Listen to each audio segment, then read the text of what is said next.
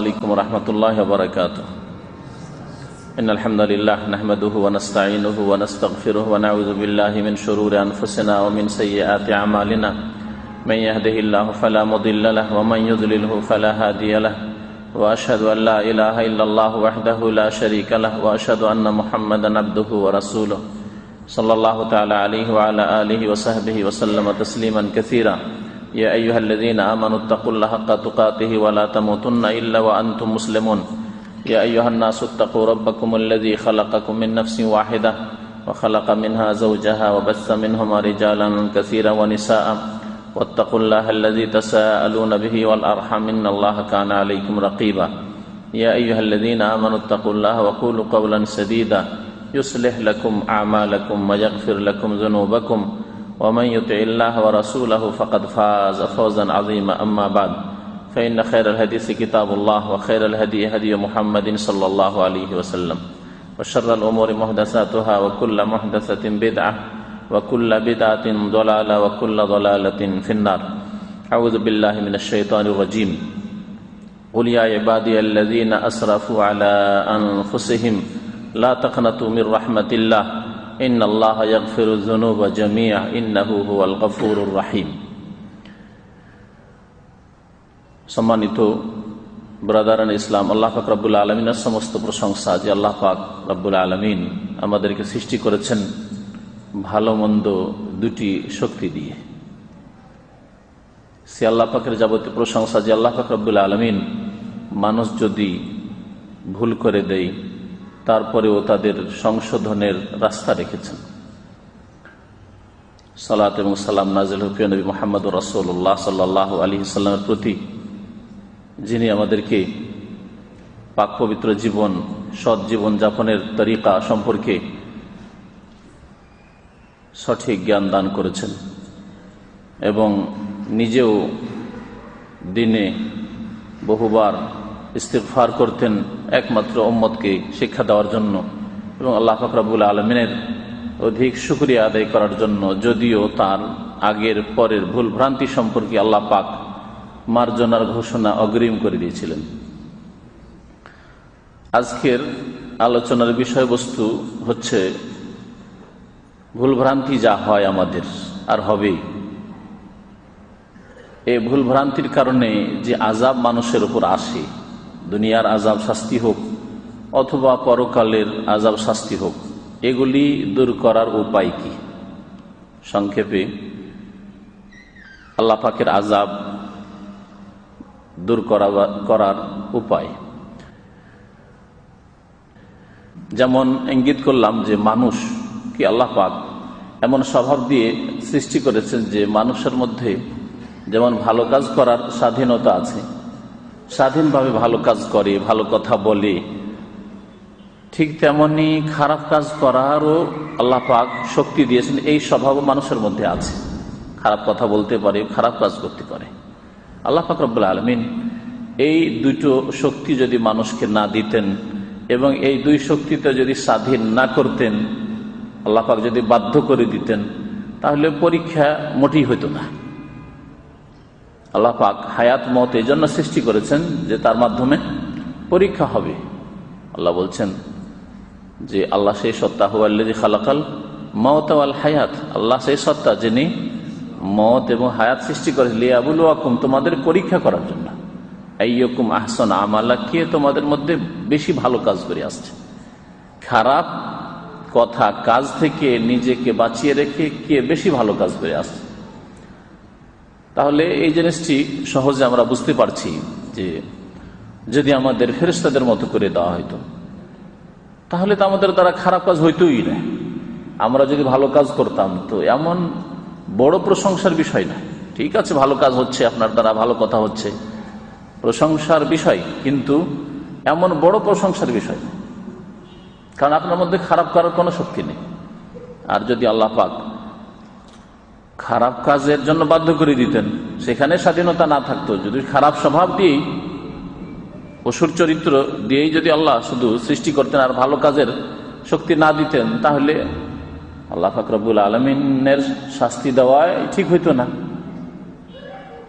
তাহলে খারাপ কাজেরও আল্লাহ শক্তি দিয়েছেন এবং সেই ক্ষেত্রে স্বাধীন করেছেন, বাধ্য করেননি। ভালো কাজের শক্তি দিয়েছেন এবং ভালো কাজ করার আল্লাহ স্বাধীনতাও দিয়েছেন।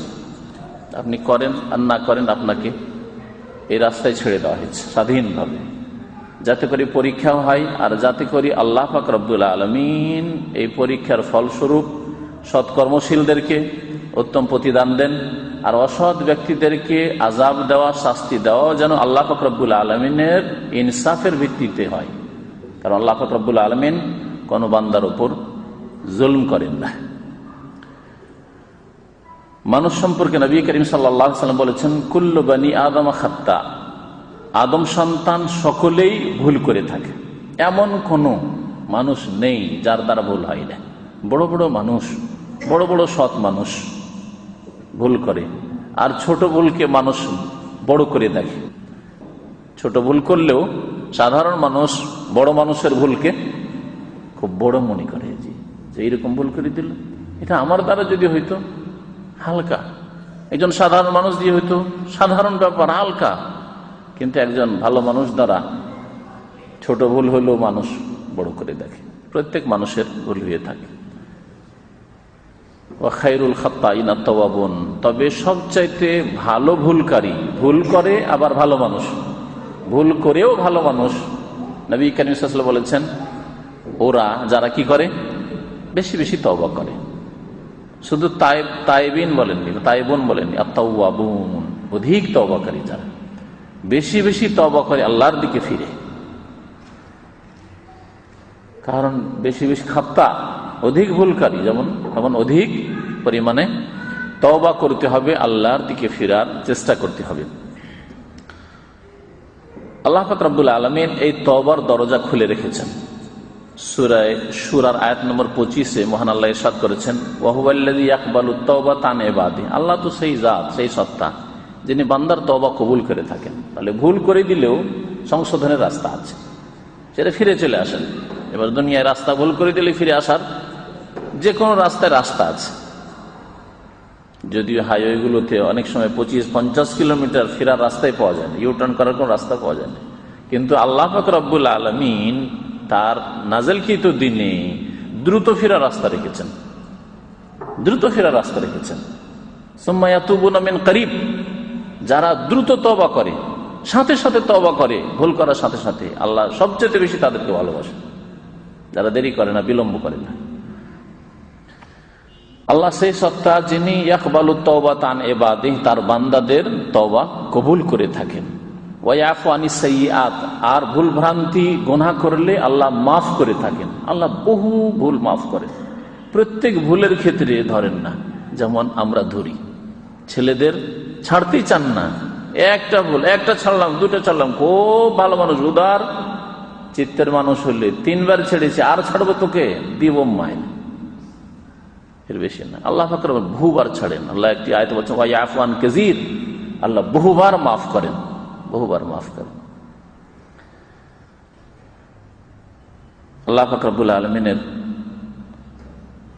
একটি আয়াত তেলাওয়াত করেছি সূরা জুমারের আয়াত নম্বর 53, যাতে আল্লাহ পাক তার রহমত যে বড় প্রশস্ত এবং রহমত থেকে নিরাশ হতে শক্তভাবে নিষেধ করেছেন, এই বিষয়টি আল্লাহ পাক তাতে উল্লেখ করেছেন। যতই মানুষ ভুল করে থাক না কেন, কুল ইয়া ইবাদিয়াল্লাযীনা আসরাফু, হে নবী তুমি বলে দাও আমার বান্দাদেরকে যে আমি আল্লাহ বলছি, আল্লাহর কথা নকল করে দাও।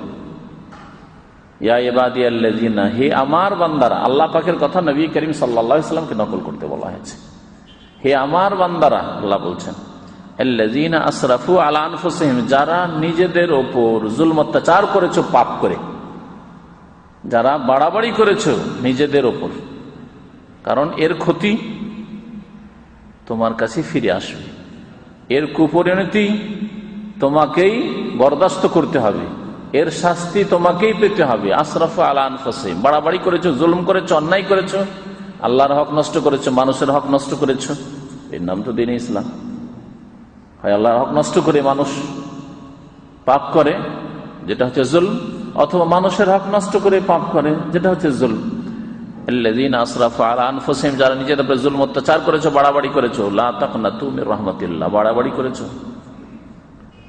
তারপরেও আল্লাহর রহমত থেকে নিরাশ হয়ে যেও না। সুবহানাল্লাহ, আল্লাহ পাক কত বড় আশ্বাস দিচ্ছেন, কত বড় সাহস দিচ্ছেন আপনাকে আমাকে। লা তাকনাতু মির রাহমাতিল্লাহ, আল্লাহর রহমত থেকে নিরাশ হয়ে যেও না, যে আমার দ্বারা এত বড় পাপ হয়েছে, আমাকে কি আল্লাহ মাফ করবে না, এরকম কথা কখনো চিন্তাও করিও না, বলিও না। আমি এইরকম অন্যায় করেছি, আমার কি আর মাফ আছে? আমি কি আর বাঁচতে পারবো জাহান্নাম থেকে? আমি কি বাঁচতে পারবো আল্লাহর আযাব থেকে? না, লা তাকনাতু মির রাহমাতিল্লাহ, আল্লাহর রহমত থেকে নিরাশ হইও না। কেন? ইন্নাল্লাহা ইয়াগফিরুয যুনুবা জামিআ, আল্লাহ সমস্ত গুনাহ মাফ করে থাকেন। আল্লাহ সব গুনাহই মাফ করতে পারেন, সমস্ত গুনাহ মাফ করতে আল্লাহ পাক সক্ষম। আল্লাহ বলেছেন সব গুনাহ আল্লাহ মাফ করতে সক্ষম আর মাফ করতে পারেন। অন্য আয়াতে আছে ইন্নাল্লাহা লা ইয়াগফিরু আন ইউশরাকা বিহি, আল্লাহর সাথে যদি শিরক করা হয় এটা আল্লাহ পাক মাফ করবেন না। কি সমন্বয় হতে পারে কে বলবেন? শিরকের অবস্থায় কেউ মরে গেলে, মানে বিনা তওবায় শিরক করে যদি মরে যায়, ফিরে আসলো না আল্লাহর দিকে, শিরকের দিকে মুখ করে মরে গেল, দেবদেবীর দিকে মুখ করেছিল, ওই অবস্থায় মরে গেল, মানে অন্তরে ওই দেবদেবী পূজাই ছিল, অন্তরে কবর মাজার পূজাই ছিল, অন্তরে ওলি পীর পূজাই ছিল। আল্লাহ ছাড়া ওলিয়া উলিয়ারে দিতে পারে, রোগ ভালো করতে পারে, মনের আশা পূরণ করতে পারে, এই বিশ্বাস নিয়েই মরে গেল। ইন্নাল্লাহা লা ইয়াগফিরু আন ইউশরাকা বিহি, তাহলে আল্লাহ মাফ করবেন না, কখনো মাফ করবেন না।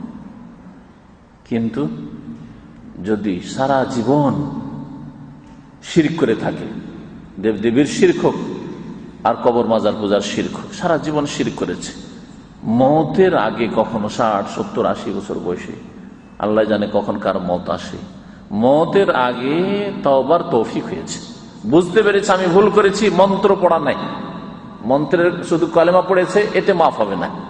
খাঁটির মন্ত্র অর্থ না বুঝে কলেমাও পড়ছে আর কবরে সিজদাও করছে, এই মন্ত্র তো কাজ আসবে না। মওতের আগে কলেমা যদি আরবি ভাষায় নাও পড়ে, যদি শুধু তার এই শিরকি আকীদা পরিবর্তন করে, যে আল্লাহ আমি যা করেছি ভুল করেছি, যা ভ্রান্ত শিরকি বিশ্বাস রেখেছি ভুল করেছি, আল্লাহ এখন বিশ্বাস করছি যে আর দেনেওয়ালা কেউ নেই, আর তোমাকে ছাড়া কাউকে সিজদা করা বড় অপরাধ, তোমার ছাড়া কারো কাছে চাওয়া দোয়া করা বড় অপরাধ, কাউকে গৌসুল আজম মহান উদ্ধারকারী বলা তোমার ছাড়া কাউকে, এটা হচ্ছে বড় অপরাধ, আমি ভুল করেছি। আল্লাহ নিজের ভাষাতেও যদি অন্তর থেকে বলে ইন্নাল্লাহা ইয়াগফিরুয যুনুবা জামিআ, আল্লাহ সমস্ত গুনাহ মাফ করবেন, সমস্ত গুনাহ মাফ করবেন। আল্লাহ যেন মুসলিমদের তওবা করার তৌফিক দান করেন। আসল বিষয়ের দিকে আসি, যে গুনাহগুলি হচ্ছে আমাদের দ্বারা, আর প্রত্যেকের গুনাহ হচ্ছে, কেউ নিজের গুনাহকে ছোট মনে করবেন না, কারণ বারবার ছোট গুনাহ করলে সেগুলি কাবিরা হয়ে যায়। সাগিরা গুনাহের ওপর অটল থাকলে কাবিরা গুনাহ হয়ে যায়। আর তাছাড়া যারা অনেকে যারা দিনদার মানুষ, শিরক বিদআত করেন না, দিন শিখেন, আমল করেন, অনেক সময় ভুল বুঝে আছেন, ভাবছেন যে আমার জিন্দগি তো মনে হয় কাবিরা গুনাহ করি না, অথচ আপনার কাবিরা গুনাহ হয়তো আমলে হয় না, আমলে হয় না, হারাম খান না, নামাজ ছাড়েন না, কিন্তু কিছু পাপ আছে অন্তরের পাপ, কাবিরা গুনাহ, এগুলি অনেকে খেয়াল করেন না। এই বিষয়ের উপর ইনশাআল্লাহ আমার বিস্তারিত আলোচনা হবে, হয়তো শুক্রবারের আলোচনা হবে, যাতে অনেক ভাইরা উপকৃত হইতে পারে। অন্তরের বহু কাবিরা গুনাহ আছে, হিংসা, বিদ্বেষ, শত্রুতা, নামাজ কখনো ছাড়েন না, হারাম এক পয়সা কারো খান না, কিন্তু যে আপনার সামনে উন্নতি করে নিল, হিংসা এর বরদাস্ত করতে পারছে, শত্রুতা, এর এত সুনাম হয়ে গেল, এর এত পয়সা হয়ে গেল, এরকম একটা ভালো জায়গা কিনে নিতে পারলো, আমি কিছুই করতে পারলাম না, এর ছেলেগুলি সব শিক্ষিত হয়ে গেল, এ বিদেশ চলে গেল, আমি কিছুই করতে পারলাম না, একসাথে পড়াশোনা করেছিলাম। শত্রুতা। দেশে যখন যাবেন, বহু জাহেল মূর্খরা আছে যারা বিদেশ থেকে যায়, ওদের উপর খুব হিংসা করে, হিংসাতে জলে শুধু, কাবিরা গুনাহ, অথচ এগুলোকে আমাদের দেশের মানুষে কিছু মনে করে না। চুগলখড়ি করা কাবিরা গুনাহ, আমাদের দেশের মানুষে কিছু মনে, গীবত করা কাবিরা গুনাহ, অথচ আমাদের দেশের শুধু মানুষেরা নাই, এক শ্রেণীর আলেম সমাজ পর্যন্ত গীবত থেকে বাঁচে না, হিংসা থেকে, বিদ্বেষ থেকে, শত্রুতা থেকে, সহযোগিতা হিতাকাঙ্ক্ষী না হয়ে ওকে ডাউন করার চেষ্টা করতে হবে। নবী সাল্লাল্লাহু আলাইহি ওয়াসাল্লাম দ্বীনুন নাসিহাত, দিন আসলে দিন ইসলাম হচ্ছে হিতাকাঙ্ক্ষী হওয়ার নাম। আপনি হিতাকাঙ্ক্ষী নন আপনার মুসলিম ভাইয়ের, এমনকি অমুসলিমের হিতাকাঙ্ক্ষী আপনাকে হইতে হবে। এই জন্য তাকে ইসলামের দাওয়াত দিতে হবে যে এই লোকটি যদি মরে যায় অবস্থায় তো চিরকাল জাহান্নামে থাকবে। কেন জাহান্নামে থাকবে? অথচ সে আদমের সন্তান, আমি আদমের সন্তান। এই লোকটি কবরে সিজদা করছে, চুরি করছে, ডাকাতি করছে, জেনাকারী, এই অবস্থায় যদি মরে যায় জাহান্নামে থাকবে। কেন জাহান্নামে থাকবে? সুতরাং তাকে দাওয়াত দিতে হবে। আপনি তার হিতাকাঙ্ক্ষী বলেই দাওয়াত দিচ্ছেন। আল্লাহ পাক রব্বুল আলামিনের আযাব দুই রকম। দুনিয়াতে আযাব আসে, দুনিয়ার আযাব আখিরাতের আযাবের তুলনায় বড়ই হালকা। কিন্তু আজকালকার মানুষরা দুনিয়ার আযাবকেই বড় আযাব মনে করে। এটা আমাদের ঈমানের কমজোরি, বড়ই দুর্বলতা। দুনিয়াতে যদি কারো উপর বালা মুসিবত দেখেন, দুর্ঘটনা হয়েছে, মারাত্মক ব্যাধিতে আক্রান্ত হয়েছে, হ্যাঁ, বিপদ আপদে পড়েছে, খেতে পায় না, ইত্যাদি ইত্যাদি, দুর্ভিক্ষ এসছে, বিভিন্ন রকমের বালা মুসিবত, পারিবারিক সমস্যা, মনে করে ভালো শাস্তি আল্লাহ দিয়েছে, আযাব, এগুলিকে বড় আযাব মনে করে। নিজেও বড় আযাব মনে করে আর অন্যরাও ভাবে যেই বড় আযাব। আসলে দুনিয়ার আযাব আখিরাতের আযাবের তুলনায় বড়ই হালকা। আর আখিরাতের আযাব, দুনিয়ার আযাব আর আখিরাতের আযাব, ওয়ালা আযাবুল আখিরাতি আশাদ্দু ওয়া আবকা। আল্লাহ কোরআনে কারীমে আখিরাতের আযাব শাস্তি সম্পর্কে বলছেন যে আখিরাতের শাস্তি, পরকালের শাস্তি, কবরের জীবন থেকে শুরু করে কবরের আযাব, বিচার দিবসের শাস্তি আযাব, কিয়ামতের মাঠে যে আযাব হবে সেই আযাব, তারপরে জাহান্নামের আযাব, এই যে আযাবগুলি হিসাবের সময় জবাবদিহির আযাব, এই আযাবগুলি আসাধ্য, বড়ই কঠিন, ও আবকা এবং স্থায়ী। আপনার রোগের আযাব, এক সপ্তাহ হয়তো অসুস্থ, মাস দুয়েক অসুস্থ, সারা জীবন তো সুস্থ থাকলেন। পারিবারিক টেনশন হয়তো এখন এক এক সপ্তাহ বা 2-4 মাস হয়েছে, সারা জীবন তো ভালোই ছিলেন, তাই না? তাহলে দুনিয়ার আযাব আখিরাতের আযাবের তুলনায় বড় হালকা। আযাব যে আসে দুনিয়াতে অথবা আখিরাতে, এসব আযাব দূর করতে হবে আমাদেরকে। এটা হচ্ছে জ্ঞানীর পরিচয়। আর আযাবের হকদার হয়ে আছি বা আমাদের অনুভূতি নেই একেবারে যে আযাব কি জিনিস, শাস্তি কি জিনিস, আর শাস্তি কি জিনিস এই যদি অনুভূতি না থাকে তো শাস্তি দূর করতে হবে, এই অনুভূতি বা কোথায়? তাহলে প্রথম কথা তাহলে আমাদের জানতে হবে যে আল্লাহ পাক আমাদের কি জন্য সৃষ্টি করেছে। আর ইবাদত মানে আদেশ নিষেধ মেনে আল্লাহর বিধান মোতাবেক জীবন যাপনের জন্য। আর তারপরে আযাব থেকে বাঁচার জন্য কোরআন এবং হাদিস মোতাবেক আল্লাহ পাক রব্বুল আলামিন যে তরিকা বলেছেন আযাব থেকে বাঁচার, এবং নবী করিম সাল্লাল্লাহু আলাইহি ওয়াসাল্লাম যা বলেছেন তা করতে হবে। আযাব থেকে বাঁচার প্রথম উপায় হচ্ছে, যা দিয়ে শুরু করেছি, তা হচ্ছে তওবা। তওবা তওবা করা প্রত্যেক মুসলিমের উপর ফরজ। আর বিশেষ করে যখন আপনি বুঝতে পারছেন যে আমার দ্বারা ভুল হয়েছে, গুনাহ হয়েছে, তখন দ্রুত তওবা করা ফরজ। এমন নবী রহমতুল্লাহ আলাইহি রিয়াজুস সালিহিন কিতাব বাংলায় অনুবাদ হয়ে আছে, দেখবেন তওবার অধ্যায় তিনি বলেছেন যে তওবা ওয়াজিবাতুন আলাল ফর। উলামায়ে কেরামদের নিকট, আইম্মায়ে কেরামদের নিকট দ্রুত তওবা করা ফরজ। কারণ আপনি জানেন না যে ভুল করেছেন আর তারপরে হয়তো মত চলে আসতে পারে। তাহলে দ্রুত তওবা না করে যদি আপনি আচ্ছা করব সংশোধন করে নেব, তওবা করে নেব, এইভাবে থেকে যান আগামীতে করে, তাহলে এই সুযোগ নাও পেতে পারেন। তাহলে আখিরাতের আযাবের জন্য প্রস্তুত থাকতে হবে।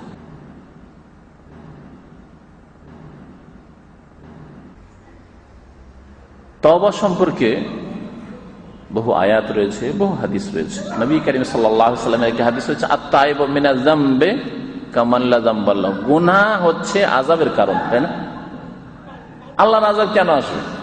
ভালো মানুষের উপর কখনো আযাব আসে না। ভালো মানুষ যদি বিপদ আপদে পড়ে, অনেকে ধোঁকা খেয়ে যায় আসলে যে হয়তো এর আযাব না। ভালো মানুষ যদি বিপদে পড়ে তাহলে জানবেন যে এটা তার জন্য পরীক্ষা, তার জন্য পরীক্ষা। তারপরে 2 নম্বর কথা, তার মর্যাদা আল্লাহ পাক আরো উঁচা করতে চান, বাড়াইতে চান। তাকে আল্লাহ পাক দেখছেন তার রেজাল্টে এত দূরে পৌঁছিতে চায় না যত দূরে আল্লাহ তাকে পৌঁছাতে চান। সুতরাং তাকে কিছু বালা মুসিবত বিপদ আপদ দিয়ে আল্লাহ আরো উপরে উঠাতে চান তাকে। ইটকে, কাঁচা ইট, আমাদের সে ইট নিজেরাও অনেকে কাটে আর পোড়ায়। ইটকে যত পোড়াবেন তত দুর্বল হবে, নাকি? তত কি হবে? তত শক্ত হবে, তত শক্ত হবে। ঠিক তেমনি মুমিন বান্দা যারা ভালো মানুষ, তাদের ওপর যত বালা মুসিবত আসবে, বালা মুসিবত দিয়ে আল্লাহ পাক রব্বুল আলামিন যে দুনিয়াতে কষ্ট দেন, যত বেশি বালা মুসিবত আসবে তত বেশি ঈমান মজবুত হবে, আমল সুন্দর হবে, তত বেশি আল্লাহকে মজবুত করে ধরবে, আল্লাহর দিকে তত বেশি ধাবিত হবে। আপনি ভালো মানুষ কিনা এর লক্ষণ একটু খেয়াল করে দেখবেন আপনার লাইফে। আমি বলছি এটা আপনি নিজের নিজের জীবনে খেয়াল করে দেখবেন। যদি কখনো টেনশন হয়ে যায়, ভয়ে ভীত, কি হবে জানি না, কি হবে জানি না, মনে হয় মুসিবতে পড়লাম, মানে এই ঝুঁকিতে আছেন, বিপদে মনে হয় পড়লাম, বিপদে মনে হয় পড়লাম, এরকম। সে শত্রু হয়তো হুমকি দিয়েছে মেরে দেবো, এইরকম। অথবা ধরেন যে আপনি চোর ডাকাত ছিনতাইকারীর হাতে পড়ে গেছেন সামনে, এখন সামনে অন্ধকার, আর বাঁচবো না মনে হয়, টাকা পয়সা তো নিবে নিবে মনে হয়, জান থেকে মেরেও দিবে, এইরকম আল্লাহ না করে। অথবা এইরকম নাও হইতে পারে, কিন্তু বেশ কিছু জিনিস আছে সকলের জীবনে আসে, ঝুঁকি, বিভিন্ন রকমের ঝুঁকি, বিপদ আপদ, হ্যাঁ, অশান্তি। মুমিন মানুষের যখন অশান্তি হয় তখন তার ফরজ ইবাদত বন্দেগী তো আছেই, এছাড়াও নফল ইবাদত বন্দেগী, জিকির আজকার, তওবা ইস্তেগফার আর দোয়া পড়া বেড়ে যায়। এটা হচ্ছে ভালো মানুষের লক্ষণ। আল্লাহ পাক রব্বুল আলামিন ওই ইট পোড়ার মতো করে একে শক্ত মুমিন বানাইতে চান। সুতরাং তাকে যখন আল্লাহ ঝুঁকিতে ফেলেছেন, বিপদ আপদে ফেলেছেন, তখন তার জিকির আজকার, তার দোয়া, আল্লাহকে ধরা, চোখ দিয়ে পানি বেড়ে গেছে, বেড়ে গেছে। অথচ সাধারণ অবস্থায় সুখে থাকলে, ঘরে পয়সা আছে, অভাব নেই, পারিবারিক কোনো সমস্যা নেই, আর্থিক কোনো সমস্যা নেই, পাড়া প্রতিবেশের সাথে কোনো সমস্যা নেই, কোনো রকমের মানসিক পীড়া নেই, কষ্ট নেই, তখন এমনিতে নর্মালি 5 ওয়াক্ত নামাজ পড়ছে, হারাম কাবিরা থেকে বেঁচে আছে, নর্মালি জীবনযাপন করছে যেমন সাধারণ মানুষ চলে, মুসলিম। কিন্তু যখন যেই দিন বিপদের সম্মুখীন হয়েছে, সেই দিনের অবস্থায় আলাদা। সেই দিন সবসময় জিকির আজকার, সুবহানাল্লাহ, আলহামদুলিল্লাহ, লা হাওলা ওয়ালা কুওয়াতা ইল্লা বিল্লাহ, আর কত যে আল্লাহ পাককে ডাকছে, হাসবুনাল্লাহু ওয়া নি'মাল ওয়াকিল, হ্যাঁ, লা ইলাহা ইল্লা আনতা সুবহানাকা ইন্নী কুনতু মিনাজ জালিমিন। ইউনূস আলাইহিস সালামের কথা স্মরণ হচ্ছে যে আরে আমি তো সমুদ্রে পড়িনি, আমি তো স্থলে আছি, আমি তার মাছের পেটে যাইনি। ইউনূস আলাইহিস সালাম মাছের পেটে ওই দোয়া পড়েছেন, আমাকে কতবার পড়া উচিত? লা ইলাহা ইল্লা আনতা সুবহানাকা ইন্নী কুনতু মিনাজ জালিমিন কতবার পড়বে একজন মুমিন? তাহলে এইরকম কোন ঝুঁকিতে, বিপদ আপদে পড়লে এভাবে তার আমল বাড়লো না বাড়লো না? যখন আমল বাড়লো তখন তার মর্যাদা বাড়লো না বাড়লো না? এক তো বালা মুসিবত দিয়ে মর্যাদা বাড়লো, আর বালা মুসিবত পড়লে মুমিন বান্দা নেক আমল করা বেশি শুরু করে, বেশি বেশি আমল করা শুরু করে, রাত্রে উঠার তৌফিক হয় না। কিন্তু যেই দিন তার উপর বালা মুসিবত এসছে, যেই দিন তার কষ্ট হচ্ছে, যেই দিন যে কোনো রকমের পেরেশানিতে আছে, সেই দিন রাত্রে উঠে, রাত 2টার সময় উঠে নামাজ পড়ছে, আল্লাহর কাছে দোয়া করছে, কাঁদছে, তাহলে তার নেকের ব্যালেন্স বাড়লো না বাড়লো না? এক তো বিপদ আপদে পড়লো, আল্লাহ পাক তার মর্যাদা বাড়াইলেন, দোয়া, তার জিকির আজকার বাড়লো, আল্লাহকে মজবুত করে ধরা বাড়লো, তখন আল্লাহ পাক তার মর্যাদা উঠালেন, তার নেকির ব্যালেন্স বাড়লো। এজন্য সৎ মানুষদের জীবনে শান্তি আর শান্তি, যদি কষ্টেও থাকে তবু অসুবিধা নেই, তবু সুখী সে, কারণ তার ভবিষ্যৎ উজ্জ্বল। পক্ষান্তরে আযাব হচ্ছে গুনাহগারদের জন্য, যারা পাপ করে জেনে নিতে হবে যে আমার পাপের কারণে দুনিয়ার শাস্তিগুলি এসেছে। আর আখিরাতের শাস্তি যে কত বড় আছে আল্লাহ পাক রব্বুল আলামিন ভালো জানেন। দুনিয়াতে যে কোনো মানুষের, দুনিয়াতে তার পাপ চোখের সামনে সে দেখতে পাচ্ছে, লোকেরা দেখতে পাচ্ছে স্পষ্ট দিনের মতো, আর তার উপর যদি দুনিয়ার বালা মুসিবত আসে তাহলে সেটা আযাব। ভালো মানুষের জন্য কখন আযাব নাই, বড় বড় রোগ আযাব নাই, যে কোনো রকমের দুনিয়ার অশান্তি হোক না কেন সেগুলি আযাব নাই।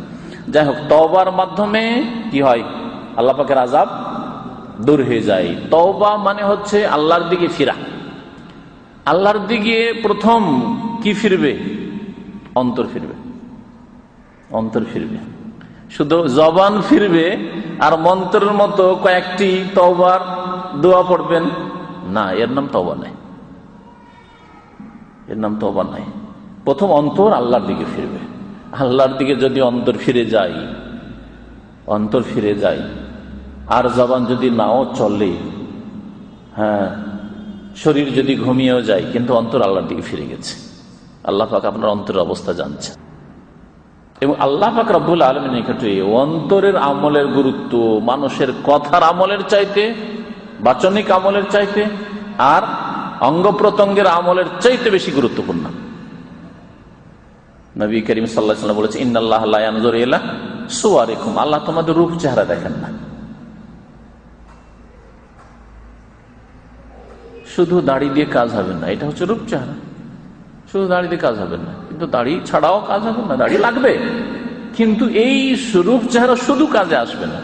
ওয়ালা ইলা আজসাদিকুম, তোমাদের দেহ স্বাস্থ্যের দিকেও দেখেন না, শরীর স্বাস্থ্য কেমন। ওয়ালাকিন ইয়ানজুরু ইলা কুলুবিকুম ওয়া আমালিকুম, আল্লাহ প্রথম তোমাদের কলব, হৃদয় দেখেন, অন্তর দেখেন। অন্তর আল্লাহ দেখতে পারেন, আমরা দেখতে পাই না। আল্লাহ দেখেন প্রথম অন্তর, যে এই লোকটির অন্তর কেমন। একই সাথে পাশাপাশি নামাজ পড়ছেন, দুই নামাজের মাঝে আসমান জমিন পার্থক্য, শুধু অন্তরের ইবাদতের পার্থক্যের কারণে। একজন এমন অন্তর নিয়ে নামাজ পড়ছে যাতে রয়েছে খুশু, বিনয়, বিনয়ী সে, আর যাতে সে মনে করেছে আমি এত ধীর স্থির নামাজ পড়ার পরেও নিজেকে গুনাহগার, নিজেকে ত্রুটিযুক্ত, এবং নিজেকে মনে করেছে আল্লাহর হক আমি আদায় করতে পারি, আল্লাহ তোমার শুকরিয়া আদায় হচ্ছে কিনা, তোমার শুকরিয়া আদায় করতে পারলাম না, আল্লাহ কত গুনাহগার আমি নামাজ পড়েও। আর আরেকজন লোক নামাজ পড়ে মনে করেছে আল্লাহ তোমার উপর বড় ইহসান করেছি, দুনিয়া নামাজ পড়ে না, আমি নামাজ পড়ছি। যেমন তোমার কথা নাকি, আল্লাহ দুনিয়া নামাজ পড়ে না, নামাজ পড়ে দিচ্ছি, আমি কি কম? তোমার অনেক কিছু করছি দিনের। এখন কত পার্থক্য হয়ে গেল। তওবা দ্বিতীয় বিষয়, যার মাধ্যমে আল্লাহর আযাব দূর হবে, দুনিয়ার আযাব দূর হবে, আখিরাতের আযাব দূর হবে, তা হচ্ছে ইস্তিগফার। তওবা মানে ফিরে আসা বলেছে, তাই না? আর ইস্তিগফার মানে মাপ চাওয়া, হ্যাঁ, ক্ষমা প্রার্থনা করা, মার্জনা কামনা করা। ইস্তিগফার, গাফার এক ধরনের মাফ করা, আর ইস্তিগফারের মাপ চাওয়া, আল্লাহর কাছে মাফ চাওয়া। তাহলে তওবা আর ইস্তিগফারে পার্থক্য আছে। তওবা যখন আপনি গুনাহ থেকে ফিরে গেলেন, গুনার দিকে মুখ ছিল, গুনাহ থেকে আপনি নেকির দিকে ফিরে গেলেন, মনকে ফিরিয়ে নিলেন গুনাহ থেকে। প্রথম মনকে ফিরিয়ে দিতে হবে গুনাহ থেকে, গুনাহ থেকে মনকে ফিরিয়ে নিলেন, আপনার তওবা হয়ে গেল। তওবার যে শর্তগুলি রয়েছে সে শর্তগুলি আপনি পুরা করে দিলেন, গুনাহ বন্ধ করে দিলেন, গুনার উপর অনুতপ্ত হলেন, আগামীর জন্য প্রতিজ্ঞা করলেন যে আর গুনাহ করব না, আর মানুষের হক হলে সেই হক পরিশোধ করে দিলেন, অথবা তার কাছ থেকে ক্ষমা নিয়ে নিলেন আপনি। আর আল্লাহর সন্তুষ্টির জন্য আপনি তওবা করলেন ইখলাসের সাথে, আল্লাহর সন্তুষ্টির জন্য আপনি তওবা করলেন। অনেক সময় গুনাহ থেকে মানুষ ফিরে যায়, কিন্তু আল্লাহর সন্তুষ্টির জন্য নাই। যেমন ক্যান্সার হয়ে গেছে, বা ক্যান্সারের লক্ষণ দেখা গেছে, ডাক্তার বলছে যে তুমি ধূমপান করো, ধূমপান করলে আর এই কয়েকদিনই যাবে, তুমি সাথে সাথে আর জীবনে ধূমপান করবো না। মদ খাও তুমি, এই ধরনের কাজ করো তুমি, তোমার মধ্যে এইডসের ভাইরাস পাওয়া গেছে, জেনাবা বিচারে তুমি মনে হয় লিপ্ত আছো, সাথে সাথে আর এই কাজ করবো না। কিন্তু আল্লাহর জন্য না, কিসের জন্য? স্বাস্থ্য রক্ষার জন্য। ডাক্তারের কথাই স্বাস্থ্য রক্ষার জন্য। তাহলে ইখলাস নেই, গোনা তো ছেড়ে দিল, কিন্তু এতে কিছু পাবে না, আল্লাহর আযাব দূর হবে না, না দুনিয়ার আযাব দূর হবে, না আখিরাতের আযাব দূর হবে, আযাব ওই অবস্থায় থেকে যাবে। তাহলে একজন লোক মদ ছাড়লো, বিড়ি সিগারেট ছাড়লো, জর্দা তামাক ছাড়লো, গুনার কাজ ছাড়লো, তারপরেও সে আযাব থেকে রক্ষা পেল না আল্লাহ পাকের। আর আরেকজন লোক যখনই জানলো যে ধূমপান হারাম, তামাক জাতীয় জিনিস হারাম, সাথে সাথে আল্লাহকে রাজি করার জন্য হারাম খেয়ে মরবো, হারাম খাবো, ইবাদতবন্দি কবুল হবে না, দোয়া কবুল হবে না, হারাম খাবো, আমার এই গোশত আর রক্তের হকদার হবে জাহান্নাম, আমি সাথে সাথে তওবা করছি। ইখলাস, এর নাম হচ্ছে ইখলাস। আল্লাহর জন্য, আল্লাহর জন্য সে গুনাহ ছাড়লো, তওবা। আর ইস্তিগফার, গুনাহ ছাড়ার পরে আল্লাহর কাছে ক্ষমা চাইতে থাকা, এর নাম হচ্ছে ইস্তিগফার। ক্ষমা চাইতে হবে। অন্তর আপনার ফিরে গেছে গুনাহ থেকে, জবান ফিরে গেছে গুনাহ থেকে, চোখ ফিরে গেছে গুনাহ থেকে, আপনি ফিল্ম দেখেন না এখন, কান ফিরে গেছে গুনাহ থেকে, গান শোনা থেকে, তার সাথে সাথে আল্লাহর কাছে অতীতে যে ভুল ভ্রান্তি হয়েছে এর জন্য ক্ষমা চাইতে হবে, এর নাম হচ্ছে ইস্তিগফার। তাহলে তওবা ইস্তিগফারে পার্থক্য বুঝতে পারলেন? আমাদের দেশের মানুষরা অনেকে এই পার্থক্য বুঝে না। তওবার সাথে সাথে ইস্তিগফার, আল্লাহর কাছে অতীতের যে ভুল ভ্রান্তি, অন্যায়, জুলম, অত্যাচার হয়েছে, গুনাহ হয়েছে, কত ফরজ নামাজ ছেড়েছেন আপনি, কত আল্লাহর হক নষ্ট করেছেন, কত মানুষের হক নষ্ট করেছেন, আল্লাহর কাছে মাফ চাইতে হবে। আল্লাহ পাক রব্বুল আলামিন সূরা আনফালের আয়াত নম্বর 33 ইরশাদ করেছেন, ওমা কানা আল্লাহু লিয়ুআযিবাহুম ওয়া আনতা ফীহিম।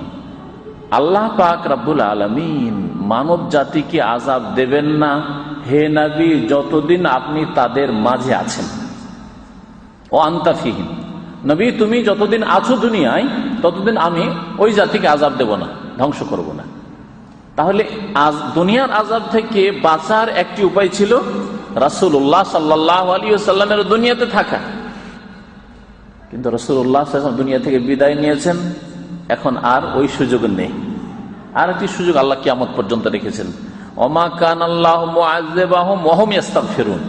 আর আল্লাহ পাক মানব জাতিকে আযাব দেবেন না যতদিন তারা ইস্তাগফিরুন, ইস্তিগফার করতে থাকবে, মার্জনা কামনা করতে থাকবে, আল্লাহর কাছে মাফ চাইতে থাকবে। আল্লাহ তুমি মাফ করে দাও। যেই ব্যক্তি অন্তর থেকে আল্লাহর কাছে মাফ চাইবে, জবান তার আল্লাহর কাছে মাফ চাইবে, তার অঙ্গ প্রত্যঙ্গের ওপর তার তাসির মানে প্রতিক্রিয়া সৃষ্টি হবে। অন্তর আল্লাহর কাছে মাফ চাইছে, জবান তার আল্লাহর কাছে মাফ চাইছে, আর তার অঙ্গ প্রত্যঙ্গ, হাত, পা, চোখ, মুখ, এর উপর তার প্রভাব পড়বে না, এটা অসম্ভব কথা। যদি প্রভাব না পড়ে তাহলে এর নাম মন্ত্র, এই মন্ত্রে কোনো কাজ হবে না। এর নাম হচ্ছে ইস্তিগফার করা, আল্লাহর কাছে মাফ চাওয়া, তাই আল্লাহ পাক রব্বুল আযাব দূর করে নেবেন। নবী করিম সাল্লাল্লাহু আলাইহি ওয়াসাল্লামের বহু হাদিস রয়েছে এই ইস্তিগফার সম্পর্কে। আর কথা লম্বা না করি, ইস্তিগফার আল্লাহর কাছে মাফ চাওয়া অন্তর থেকে হইতে হবে। এর জন্য একটি ঘটনার দিকে ইঙ্গিত করি, আপনারা এই ঘটনা খুব জানেন, বিশেষ করে যারা আমাদের সমাজের পাপিষ্ট লোক এই ঘটনাগুলি বেশি জানে। সহিহ বুখারীতে আছে যে নবী করিম সাল্লাল্লাহু আলাইহি ওয়াসাল্লাম বলেছেন যে আল্লাহ পাক এক খারাপ চরিত্রের নারী, জেনাকারিনী, ব্যভিচারকারিনী নারীকে আল্লাহ মাফ করেছিলেন। কিসের জন্য? মানে মাফের ঘোষণা করেছেন। কিসের জন্য? কুকুরকে পানি পান করিয়েছিল। দেখলো সে যে কুকুরটি এত পিপাসা লেগেছে যে মাটিতে মুখ ঢুকিয়ে দিয়ে মাটির তলায় একটু রস তলাশ করছে যে একটু রস পাই কিনা। মাটি সরিয়ে দিয়ে, সেটা মাটি সরালে যদি একটু রসাল মাটি থাকে, নরম মাটি থাকে, তাহলে কিছু মাটি সরিয়ে পানি পাওয়া যেতে পারে। এইরকম চেষ্টা করছে। পাশে ছিল এক কূপ, সেখানে গেল, বালতি নেই। তখন নিজের জুতো দিয়ে পানি উঠিয়ে পান করিয়ে দিল। ফাসাকাতিল কালবা, কুকুরকে পানি পান করিয়ে দিল। ফাগাফারাল্লাহু লাহা, আল্লাহ পাক ওকে মাফ করে দিলেন। কেন মাফ করেছিলেন? শুধু এই আমল না তার আগে অন্তরের আমল আছে? এইগুলো জিনিস অনেকে বোঝার চেষ্টা করেন না। একটা হচ্ছে বাহ্যিক আমল, তার হাত পায়ের আমল, যে তার 2 পা হেঁটে গেল ওই কুয়োটার কাছে, তারপরে হাতে পানি উঠালো, তারপরে পানিটা নিয়ে পেশ করলো কুকুরের সামনে, তাই না? কিন্তু তার আগে তার অন্তর যে আল্লাহর দিকে ধাবিত হয়েছে, তার অন্তরের অবস্থা যে আল্লাহ জেনেছেন, যে কি অন্তর নিয়ে এই মহিলা কুকুরকে পানি পান করাতে এসছে। সে অনুতপ্ত হয়েছে গুনাহের ওপর, সারা জীবন অনেক পাপ করেছি, আমাকে আল্লাহর কাছে এই গুনাহ থেকে মুক্ত হওয়ার জন্য কিছু করতে হবে। সেই অন্তরের অবস্থা আমি আপনি জানি না, আল্লাহ পাক জানেন। আল্লাহ পাক সাহাবায়ে কেরামদের সম্পর্কে, যেখানে হুদায়বিয়ার সন্ধির সময় নবী করিম সাল্লাল্লাহু আলাইহি ওয়াসাল্লামের সাথে তারা শপথ করেছিলেন মক্কার মুশরিকদের বিরুদ্ধে আল্লাহর রাস্তায় জিহাদ করার জন্য, সেখানে আল্লাহ পাক বলেছেন আয়াতে যে আল্লাহ ওই মুমিনদের উপর রাজি হয়ে গেছেন। লাকাদ রাদিয়াল্লাহু আনিল মুমিনিনা ইয ইউবাইউনাকা তাহতা আশ-শাজারা ফাআলিমা মা ফি কুলুবিহিম, তাদের অন্তরে যে কি ছিল আল্লাহ জেনে গেছেন। এই বিষয়টি এখানে আমি বলতে চাইছি যে আল্লাহ তাদের অন্তরের অবস্থা জেনে গেছেন। আমি জানি না, আপনি জানেন না, কিন্তু তার অন্তরের অবস্থা আল্লাহ পাক ভালো জানেন, যে কি অন্তর নিয়ে পানি পান করাতে এসছে মহিলা। অন্তর যখন আল্লাহর দিকে ধাবিত হয়েছে, তখন আল্লাহ পাক রব্বুল আলামিন ওই মহিলাকে মাফ করে দিয়েছেন। এখন পাপিষ্ঠ লোক এই ঘটনা পেশ করবে, যে বলবে যে আমি জীবনে একবার কখনো পানি পান করিয়ে দিব, দিয়ে আমার 7 খুন মাফ হয়ে যাবে, তা কি হবে? হ্যাঁ, তোমার অন্তর অবস্থা কেমন, সেটার উপর ফয়সালা হবে। আল্লাহ পাক তোমার অন্তরও যদি ওই খারাপ মহিলার মতো দেখেন যে অন্তর পরিষ্কার হয়ে আল্লাহর দিকে ধাবিত হয়ে এসছো এই নেক আমলে, আর এরকম সুযোগও আবার পেয়েছো, এটাও তো একটা বিষয়, যে মতের আগে সুযোগ পেলে কিনা কোন এক সময় ভালো কাজ করে দেবো, কোন এক সময় ভালো কাজ করব, তারপরে মাফ হয়ে যাবে, তাহলে তো ধোঁকাবাজ। তোমার অন্তরই পরিষ্কার নেই, তারপরে ওই সময় হয়তো তোমার নসিবেই হইল না। এইরকম বহু ঘটনায় রয়েছে তওবার। নবী করিম সাল্লাল্লাহু আলাইহি ওয়াসাল্লামের জামানায় মদিনায় তওবা করেছে সাহাবী মাইজ বিন মালিক আল আসলামী রাদিয়াল্লাহু তাআলা। নবী করিম সাল্লাল্লাহু আলাইহি ওয়াসাল্লাম তার তওবা সম্পর্কে, সংসার করা হইল জিনার অপরাধী, তারপর নবী সাল্লাল্লাহু আলাইহি ওয়াসাল্লাম বলছেন যে এমন তওবা করেছে যে যদি বড় পাপী যারা দুনিয়ার, যারা মানুষের কাছ থেকে ট্যাক্স আদায় করে, তাদের মাঝে বিতরণ করে দেওয়া হয়তো তাদেরও মাফ হয়ে যেত। সারা দুনিয়াতে যত ট্যাক্স গ্রহণকারী জালেমরা আছে, মানুষের হক নষ্ট করেছে, মানুষের হক নষ্ট করলে মাফ হয় না, তাদেরকে যদি ভাগ করে দিয়ে দেওয়া হয়তো এই সাহাবীর তওবা, তাহলে তাদের মাফ হয়ে যেত। তাহলে আল্লাহ পাক অন্তরের অবস্থা জেনেছেন, নবীকে জানিয়েছেন, তারপরে তো না হলে এই ব্যক্তির তওবা কেমন ধরনের ছিল, তার কোয়ালিটি কেমন ছিল, কি করে আপনি জানবেন? এই জন্য অন্তর প্রথম আল্লাহর দিকে ধাবিত হইতে হবে। তওবা এবং ইস্তিগফারের মাধ্যমে আল্লাহর আযাব দূর হয়ে যায়, দুনিয়ারও আযাব দূর হয়ে যায়, আর আখিরাতের আযাবও দূর হয়ে যায়। তাহলে দুনিয়ার ক্ষেত্রে যেসব বালা মুসিবত আসছে, তখনই আপনি আল্লাহর কাছে বেশি বেশি তওবা করেন, ইস্তিগফার করেন, আল্লাহর কাছে মাফ চান, আল্লাহ বালা মুসিবত দূর করে দিবেন। আপনার ছেলে মেয়ে অসুস্থ হয়েছে, আপনার স্ত্রী অবাধ্য হয়েছে, আপনার ছেলে মেয়েরা অবাধ্য হয়েছে, আপনার ছেলে মেয়েরা পড়াশোনা মন দিয়ে করছে না, আপনার ছেলে মেয়েরা খারাপ হয়ে যাচ্ছে, ছেলে মেয়ে নামাজ ধরছে না, অথচ আপনি চান যে আমার ছেলে মেয়ে নামাজি হোক, তাহলে আপনি নিজের দোষ খুঁজে দেখেন, আল্লাহর কাছে তওবা করেন, ইস্তিগফার করেন, আল্লাহ পাক রব্বুল আলামিন এই দুনিয়ার আযাবকে আপনার থেকে উঠিয়ে নেবেন। দুনিয়ার আযাব, আপনার ছেলেরা আপনার চোখের সামনে অসৎ হয়ে যাচ্ছে, আপনার ছেলেরা আপনি চান যে শিক্ষিত হোক, সব জাহেল মূর্খ হয়ে যাচ্ছে, আল্লাহ পাক আযাব উঠিয়ে নেবেন। এরকম বহু বিষয় রয়েছে। তৃতীয় উপায় আল্লাহর আযাব দূর করার, সেটা হচ্ছে যে অধিক পরিমাণে নেকি করা। বেশি বেশি নেকি করবেন, তাহলে গুনাহ দূর হয়ে যাবে।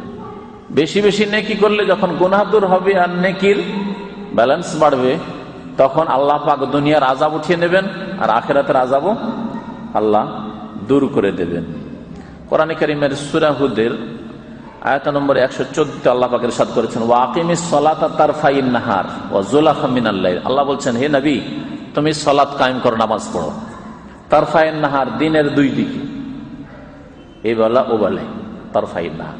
ওয়া যুলাফা মিনাল লাইল, রাতের কিছু অংশে। দিনের দুই দিকে মানে ফজর নামাজ আর জাওয়ালের পরে, মাথার উপর থেকে সূর্য গড়ার পরে, সেজন্য যোহর আসর নামাজ।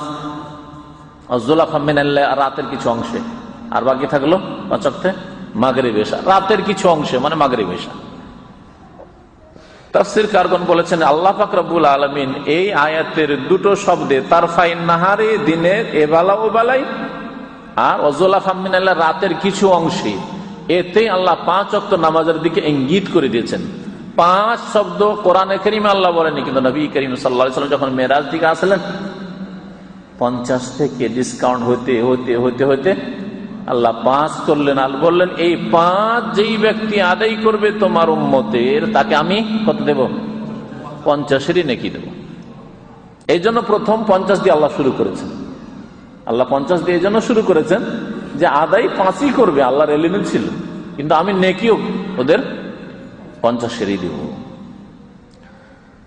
ইন্নাল হাসানাত ইউযহিবুনা সাইয়্যাত, আল্লাহ বলছেন নিশ্চয়ই নেকিগুলি দূর করে দেই গুনাহগুলিকে। ইন্নাল হাসানাতে ইউযহিবুনা সাইয়্যাতি, নিশ্চয় নেকিগুলিতে কি করে? গুনাহগুলিকে ইউযহিবুনা, দূর করে দেয়। তাহলে বেশি বেশি মানুষ নেকি করলে গুনাহ দূর হয়ে যায়, আর গুনাহই হচ্ছে দুনিয়ার এবং আখিরাতের আযাবের কারণ। সুতরাং আযাবও দূর হয়ে যাবে। যালিকা যিকরা লিয-যাকিরিন, এতে রয়েছে উপদেশ গ্রহণকারীদের জন্য উপদেশ। নবী করিম সাল্লাল্লাহু আলাইহি ওয়াসাল্লামের হাদিস, as-সালাওয়াতুল খামস, 5 ওয়াক্ত নামাজ যারা পড়বে, ওয়াল জুমাতু ইলাল জুমআ, এবং জুমার নামাজ পড়বে, ও রমাজান ইলা রমাজান, এবং রমজান মাসের সিয়াম কিয়াম আদায় করবে, মুকাফফিরাতুন লিমা বাইনাহুন, তাহলে এর মাঝে যে গুনাহগুলি হবে এর কাফফারা হয়ে যাবে। কাফফারা হয়ে যাবে মানে গুনাহ মাফ হয়ে যাবে। তাহলে 5 ওয়াক্ত নামাজ কায়েম করেন, জুমার নামাজ পড়েন, রমজান মাসের সিয়াম কিয়াম পালন করেন, নেক আমল করেন। এর মাঝে যে ভুল ভ্রান্তি হবে, তার মানে বড় বড় গুনাহ করে বসে থাকেন না, কাবিরা গুনাহ করে বসে থাকেন, অনিচ্ছাকৃত গুনাহ হয়ে যাচ্ছে, হ্যাঁ, সাগিরা গুনাহ, ছোট গুনাহ হয়ে যাচ্ছে, ছোট গুনাহই হয়তো পাহাড় হয়ে কাবিরা হয়ে বসে আছে। মুকাফফিরাতুন লিমা বাইনাহুন, এর মাঝের গুনাহগুলির কাফফারা হয়ে যাবে, গুনাহগুলিকে মোচন করে দেবে।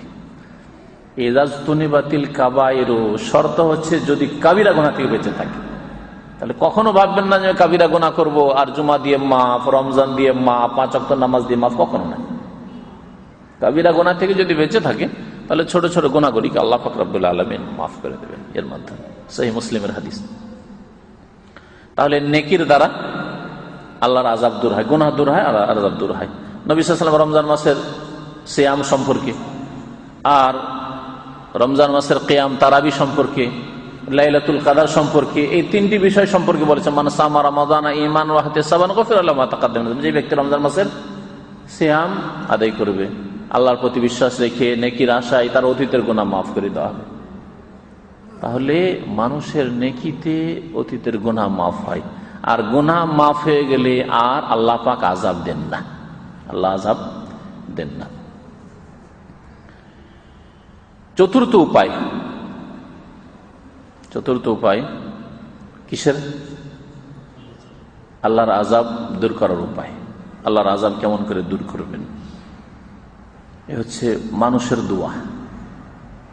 মানুষের দোয়া, নিজের দোয়া, তওবা ইস্তেগফার, ওগুলি তো আলোচনা হয়েছে। এই জন্য নিজের দোয়া ছাড়া মুমিনের দোয়া মুমিনের জন্য। অনেক সময় আপনার উপর আযাব আসতো আপনার পাপের কারণে, কিন্তু আপনার বাপ মায়ের দোয়ার কারণে আযাব থেকে আপনি রক্ষা পেয়ে যাচ্ছেন।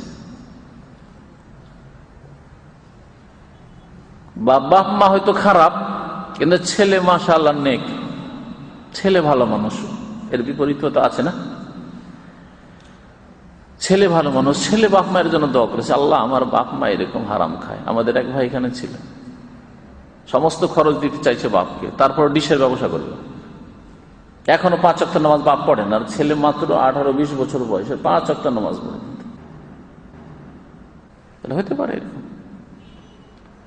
এই ছেলে বা এইরকম ছেলে বহু আছে সমাজে, যারা নেক ছেলে, বাবার জন্য দোয়া করছে, মায়ের জন্য দোয়া করছে। মা আমাদের সমাজের মহিলাদের মধ্যে শিরক বিদআত সবচেয়ে বেশি, সবচেয়ে বেশি, বলেও শুনে না।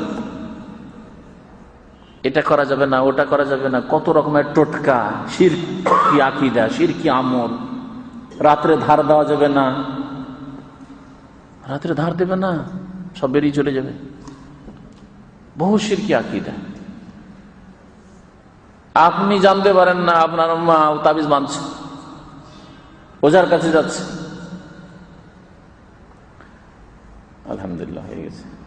এই 2-3 দিন আগে হঠাৎ করে অসুস্থ হয়ে পড়েছিলাম, তো অসুস্থ হওয়ার প্রভাবটা একটু আছে।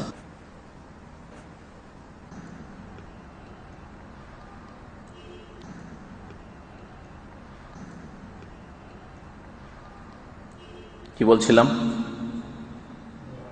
যে মুমিনের দোয়ায় আল্লাহর আযাব দূর হয়। বাপ মা বেশি আন্তরিকতার সাথে ছেলে মেয়েদের জন্য দোয়া করে, আপনজনের জন্য আন্তরিকতার সাথে দোয়া করে, সেই জন্য এই উদাহরণগুলি দিলাম। এছাড়া যে কোনো মুমিনের জন্য যে দোয়া করে, যে কোনো মুমিন, এই জন্য আল্লাহ কোরআনে কারিমে দোয়া শিখিয়েছেন, রব্বানা ইগফির লানা ওয়া লিইখওয়ানিনা আল্লাযীনা সাবাকুনা বিল ঈমান। আল্লাহ আমাদের মাফ করে দাও, আর আমাদের পুরো যেসব মুমিন মুমিনাত চলে গেছে আল্লাহ তাদেরকে মাফ করে দাও, তাদেরকে আযাব দিও না। আল্লাহ দুনিয়া থেকে চলে গেল, আখিরাতের আযাব তো আছে, আল্লাহ ওদেরকে আখিরাতের আযাব দিও না। মুমিন ভাইয়ের জন্য যদি দোয়া করে, বিশেষ করে মওতের সময় জানাজার মধ্যে যে দোয়া, এই এক দোয়া। তারপরে দাফন করে দেওয়ার পরে নবী করিম সাল্লাল্লাহু আলাইহি ওয়াসাল্লাম বলেছেন যে আখলিসু লাহু দুআ, এখন খুলুসিয়াতের সাথে খুব ভালো করে মন লাগিয়ে আল্লাহর কাছে দোয়া করো, কিন্তু সম্মিলিত মোনাজাত এটা কোনো হাদিসে নেই। বাকি এমনি দোয়া মাইয়াতকে দাফন করার পরে একা একা নবী করিম সাল্লাল্লাহু আলাইহি ওয়াসাল্লামের হুকুম আছে। আয়েশা রাদিয়াল্লাহু তাআলা আনহা থেকে বর্ণিত, নবী সাল্লাল্লাহু আলাইহি ওয়াসাল্লাম বলেছেন, মা মিন মাইয়িতিন ইউসাল্লি আলাইহি উম্মাতুন মিনাল মুসলিমিন, যে কোনো মাইয়িত, মৃত মানুষ, যদি তার উপর মুসলিমদের একটি দল জানাজার নামাজ পড়ে, ইয়াবলুগুনা মিয়া, আর বিশেষ করে তাদের সংখ্যা যদি 100 হয়ে যায়, আর হাদিসে 40-এর কথা আছে, যদি 100 হয়ে যায়, কুল্লুহুম ইয়াশফাউনা লাহু, আর তারা সকলে যদি ওই 100 মানুষ এই মৃত ব্যক্তি মাইয়াতের জানাজায় গিয়ে তার জন্য আল্লাহর কাছে সুপারিশ করবেন, দোয়া করে, আল্লাহ তুমি মাফ করে দাও, আল্লাহ মাগফির হাইয়িনা ওয়া মাইয়াতিনা ওয়া শাহিদিনা ওয়া গায়িবিনা, আল্লাহ মাগফির লাহু ওয়ারহামহু ওয়াফিহি ওয়াফু আনহু, আল্লাহ এই মাইয়াতকে তুমি মাফ করে দাও। এই যদি আল্লাহর কাছে দোয়া করে, ইল্লা শুফিউ ফিহি, তাহলে তাদের সুপারিশ কবুল করা হবে, অর্থাৎ তাদের দোয়া কবুল করা হবে। তাদের দোয়া যখন কবুল হলো, তাহলে কবর আযাব দূর হবে অথবা হালকা হবে। যদি বেশি শাস্তি পাওয়ার যোগ্য হয় তাহলে হয়তো দূর হবে না পুরোপুরি, কিন্তু হালকা হবে। নবী করিম সাল্লাল্লাহু আলাইহি ওয়াসাল্লাম আরেকটা হাদিসে মর্মে শুনে, মা মিন রাজুলিন মুসলিমিন ইয়ামুত, যে কোনো মানুষ যদি মারা যায়, ফায়াকুমু আলা জানাজাতিহি 40 রাজুলান, আর তার জানাজায় কমপক্ষে 40 জন যদি মানুষ হাজির হয়। যারা 40 জন হাজির হবে তাদের নামাজি হইতে হবে না, হবে না? আমাদের সমাজে জানা যায় যারা হাজির হয় তাদের অধিকাংশই বেনামাজি, অধিকাংশই বেনামাজি। তো এই চামারের দোয়াতে হবেই বাকি, বলেন? যেই ব্যক্তি বেনামাজি তার দোয়া কি কবুল হবে আল্লাহ পাকের দরবারে? বলুন দেখি। তবে হ্যাঁ, যদি তওবা করে, জানা যে গেছে আর অন্তর থেকে তওবা করলো, আল্লাহ আর আমি নামাজ ছাড়বো না, এখন থেকে আমি পাক্কা মুসলিম হয়ে গেলাম, তারপরে দোয়া করলে আল্লাহ পাক তার অন্তরের কথা জানেন। কিন্তু অন্তরে ওই বেনামাজি হওয়া মওজুদ রয়েছে। জানাজা এসছে কি জন্য?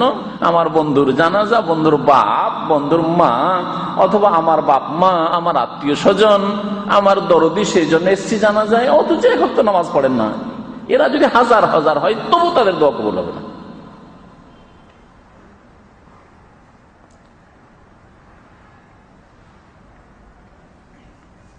যদি 40 জন সত্যিকার অর্থে মুসলিম, যারা ফরজ ওয়াজিব আদায় করে, কমপক্ষে হারাম কাবিরা গুনাহ থেকে বেঁচে থাকে, যেগুলি দোয়া কবুল হয়, বাধা, হারাম খাই না, হারাম পড়ে না, লা ইউশরিকুনা বিল্লাহি শাইআন, দেখেন আল্লাহর সাথে শিরিক করে না, খবর মাজারে সেজদাকারী, পীর পূজারী, মাজার পূজারী যদি হয়, এদের হাজার হাজার সেই বালাম কি হবে? লা ইউশরিকুনা বিল্লাহি শাইআন, আল্লাহর সাথে শিরিক করে না এরা। যদি এই রকম লোক 40 জন হাজির হয়ে জানা যায়, তাহলে ইল্লা শাফাহুমুল্লাহু ফিহি, আল্লাহ পাক রব্বুল আলামিন ওই মৃত ব্যক্তির সম্পর্কে তাদের শাফাআত, তাদের সুপারিশ মানে দোয়া কবুল করবেন। সুপারিশ হচ্ছে আল্লাহর কাছে দোয়া। কিয়ামতের দিনে নবী করিম সাল্লাল্লাহু আলাইহি ওয়াসাল্লাম যে শাফাআত করবে সেটা হচ্ছে দোয়া। দোয়া, আল্লাহর কাছে দোয়া করবেন সিজদায় পড়ে, যে আল্লাহ আমার উম্মতের যে সব লোক জাহান্নামে চলে গেছে, আল্লাহ ওদেরকে তুমি মাফ করো, ওদেরকে জান্নাত দাও, জাহান্নাম থেকে উদ্ধার করো। এই হাদিস সহিহ মুসলিম রয়েছে। তাহলে মুমিনের জন্য দোয়া করবে। মারা গেছে দাদা দাদি, নানা নানি, অনেক পুরাতন হয়ে গেছে, ভুলে যেন না, তাদের জন্য দোয়া করেন। হয়তো আপনার দোয়ার কারণে তাদের গুনাহ খাতা মাফ হবে, কবর আযাব দূর হয়ে যাবে, আর আখিরাতের আযাব দূর হয়ে যাবে, হাসরের মাঠের আযাব দূর হয়ে যাবে, জাহান্নামের আযাব দূর হয়ে যাবে। 5 নম্বর উপায় আল্লাহর আযাব দূর করার, তা হচ্ছে মাইয়াতের জন্য যদি যারা জীবিত আছে তারা কিছু নেক আমল করে পাঠাবার চেষ্টা করে, কিছু নেক আমল করে পাঠাবার চেষ্টা করে। এই বিষয়ের উপর একটা বক্তব্যই আমার আছে, মৃত ব্যক্তির জন্য করণীয় 1-1.5 ঘন্টার বক্তব্য আছে। কি করবেন সুন্নতি তরিকায়, কোরআন এবং হাদিসের আলোকে, আর কি করবেন না। কারণ আমাদের দেশে যেগুলি করণীয় কোরআন হাদিসের আলোকে সেগুলি করে না, আর যেগুলি বিদাতি কাজ সেগুলি করে, বিদাতি কাজ সেগুলি করে। মিলাদ করা, মারা গেছে কেউ মিলাদ করবে, মারা গেছে কেউ কোরআন খানি করবে, দিয়ে কোরআন বক্সাবে। নবী করিম সাল্লাল্লাহু আলাইহি ওয়াসাল্লাম তার সাহাবায়ে কেরামদের জীবনের কোন একটি নজির নেই যে নবী সাল্লাল্লাহু আলাইহি ওয়াসাল্লামের সামনে তার স্ত্রী খাদিজা রাদিয়াল্লাহু তাআলা আনহা মারা গেছে, তার 4 মেয়ের 3 মেয়ে মারা গেছে, সুতরাং এদেরকে কোরআন পড়ে বক্সায়, মানে কোরআন পড়ে নেকিটা তাদেরকে পাঠাই। এই তরিকা যদি থাকতো তো নবী সাল্লাল্লাহু আলাইহি ওয়াসাল্লাম এতে কেন কৃপণতা করবেন? না আপনি আপনার বাপ মাকে বেশি ভালোবাসেন, আর নবী সাল্লাল্লাহু আলাইহি ওয়াসাল্লাম তার স্ত্রী তার মেয়েদেরকে কম ভালোবাসতেন? আউযুবিল্লাহ। সাহাবায়ে কেরামরা, হাজার হাজার সাহাবায়ে কেরামদের আপনজন মারা গেছেন, একটা তো কোনো ঘটনা থাকবে যে কোরআন খানি করে বক্সিয়েছেন, কুল খানি করে বক্সিয়েছেন, ফাতিহা করে বক্সিয়েছেন? নেই যখন, তখন সেই বিদআতি রাস্তা ধরিয়ে না। কি করবেন কোরআন এবং হাদিসের আলোকে? যেমন হয়তো হজ ফরজ হয়েছিল, করছি, মরে গেছে, হজ করা তৌফিক হয়নি, হজটা করে নেন। সৌদি আরবে এসছেন, বাপের হজ বাকি ছিল, মায়ের হজ বাকি ছিল, তাদের হজ ফরজ ছিল, আল্লাহর কাছে ধরা পড়ে আছে, আসামির কাঠগড়ায় হাজির হয়ে আছে, আযাব শাস্তি হচ্ছে ওই কারণে। হজ হয়তো তাদের 30 বছর বয়স হয়ে গেছে, আর 60 বছর 70 বছর বয়সে অনেকে আমার দেশে মারা যাচ্ছে, হজই করে দুনিয়া থেকে বিদায় বিনা হজ, বদল হজ করেন। উমরা নেকি পৌঁছাবার এগুলি হয়েছে রাস্তা, দান খায়রাত নেকি পৌঁছাবার তরিকা, সাদকা জারিয়া, এমন সাদকা করেন যাতে অনেকদিন ধরে নেকি পেতে পারে। মসজিদ বানিয়ে দিলেন, আর মসজিদ বানাবার জন্য এত টাকা নেই, ঠিক আছে, 2-4-10টা কোরআনে কারীম তো দিতে পারবেন মসজিদে, কোরআনের তাফসীর, নির্ভেজাল তাফসীরও দিতে পারবেন, রাসূলুল্লাহ সাল্লাল্লাহু আলাইহি ওয়াসাল্লাম সহিহ হাদিসের কিতাব তো দিতে পারবেন, ইসলামিক লাইব্রেরি তো একটা কায়েম করতে পারবেন মসজিদে, 10,000 টাকা দিলে একটা ইসলামিক লাইব্রেরি কায়েম, এটা আমার বাপ মায়ের নামে সাদকা জারিয়া। 25-50 বছর তো থাকবে লাইব্রেরিটা মসজিদে, যতদিন থাকবে ততদিন আপনার বাপ মা আপনজন তারা নেকি পাবে, তাদের আযাব হালকা হবে, তাদের আযাব দূর হবে। তো আযাব দূর করার এ হচ্ছে উপায়, যে নেক আমলগুলি জীবিতরা মৃত ব্যক্তিদের জন্য করবে। এইরকমই যদি রোজা বাকি থাকে, রোজা বাকি ছিল, হয়তো বাপ মায়ের রোজা বাকি ছিল, কারো রোজা বাকি ছিল, নবী সাল্লাল্লাহু আলাইহি ওয়াসাল্লাম মান মাতা ওয়া আলাইহি সিয়ামুন, কোন মানুষ যদি মারা যায় আর ওর রোজা কিছু বাকি থেকে যায়, সামা আনহু ওয়ালিয়ুহু, তাহলে তার আপনজন আত্মীয় স্বজন যারা ওয়ারিসিন, জমি জায়গার ভাগ নেবে, তারা রোজা রেখে নিন। জমি জায়গার ভাগ নেবেন মজা করে, তাহলে একটু রোজাটাও রাখেন। বাবা রোজা বাকি, অসুস্থ থেকে রোজা রাখেননি, থেকে গেছে। মায়ের রোজা বাকি, বোনের রোজা বাকি, অমুকের রাখেন।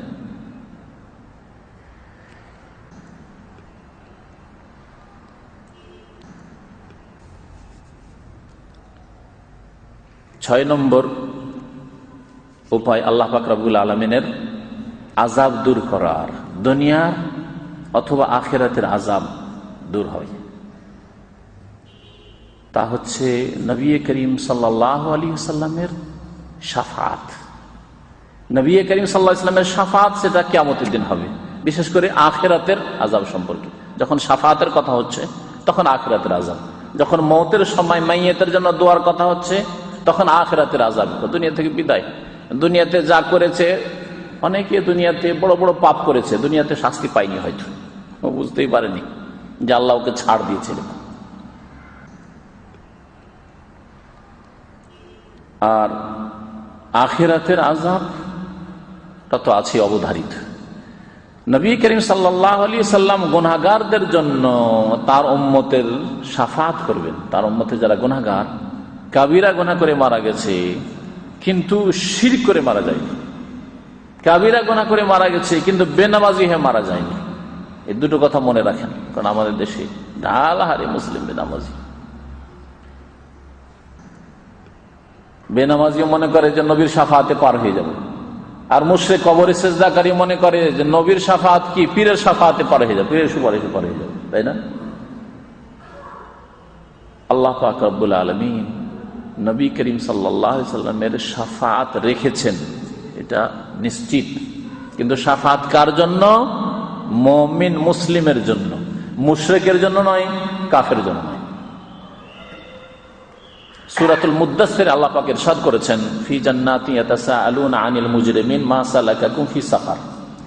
জান্নাতে জান্নাতীরা চলে যাবে, যাওয়ার পরে দেখবে অনেক আত্মীয় স্বজন, আপনজন, তাদেরকে দেখতে পাচ্ছেন এরা জান্নাতে আসেনি, জানতে পারবে যারা জাহান্নামে চলে গেছে। ওদেরকে জিজ্ঞাসা করবে, মা সালাকাকুম ফি সাকার, কি ব্যাপার তোমরা জাহান্নামে কেন, জাহান্নামে কেন? আজকে একটা মোবাইলে, ছোট একটা মোবাইলে সারা দুনিয়ার লোকের সাথে কথা বলছে, তাই না? আজকালকার জামানায় জান্নাতে বসে জান্নাতীরা জাহান্নামের সাথে কথা বলবে, এটা বোঝাবার জন্য আর কোনো যুক্তি পেশ করার প্রয়োজনই করে না। মা সালাকাকুম ফি সাকার, জাহান্নামে কেন তোমরা, কি জন্য জাহান্নামে গেছো তোমরা, কি ব্যাপার তোমরা জান্নাতে আসতে পারলে না? কালু, প্রথম জবাব তাদের, লাম নাকু মিনাল মুসাল্লিন, আমরা মুসল্লি ছিলাম না, নামাজ পড়তাম না, সালাত আদায় করতাম না। মুসল্লি কাকে বলে? জমা পড়া মুসলমানকে কেউ মুসল্লি বলে দুনিয়াতে? আজকে আমাদের দেশের ভাষায় মুসল্লি কাকে বলে? লোকটি ভাই মুসল্লি লোক, কাকে বলে? 5 ওয়াক্ত নামাজ পড়ে, এমনকি বেশি বেশি মসজিদে বসে থাকে, তাহলে মুসল্লি বলে। কমপক্ষে 5 ওয়াক্ত নামাজ পড়ার লোক, জমা পড়া মুসলিমকে মুসল্লি কেউ বলে না। আল্লাহ বলেছেন প্রথম জবাব হবে যারা মুসলিম, শিরক হয়তো করেনি কিন্তু নামাজ পড়েনি তারা।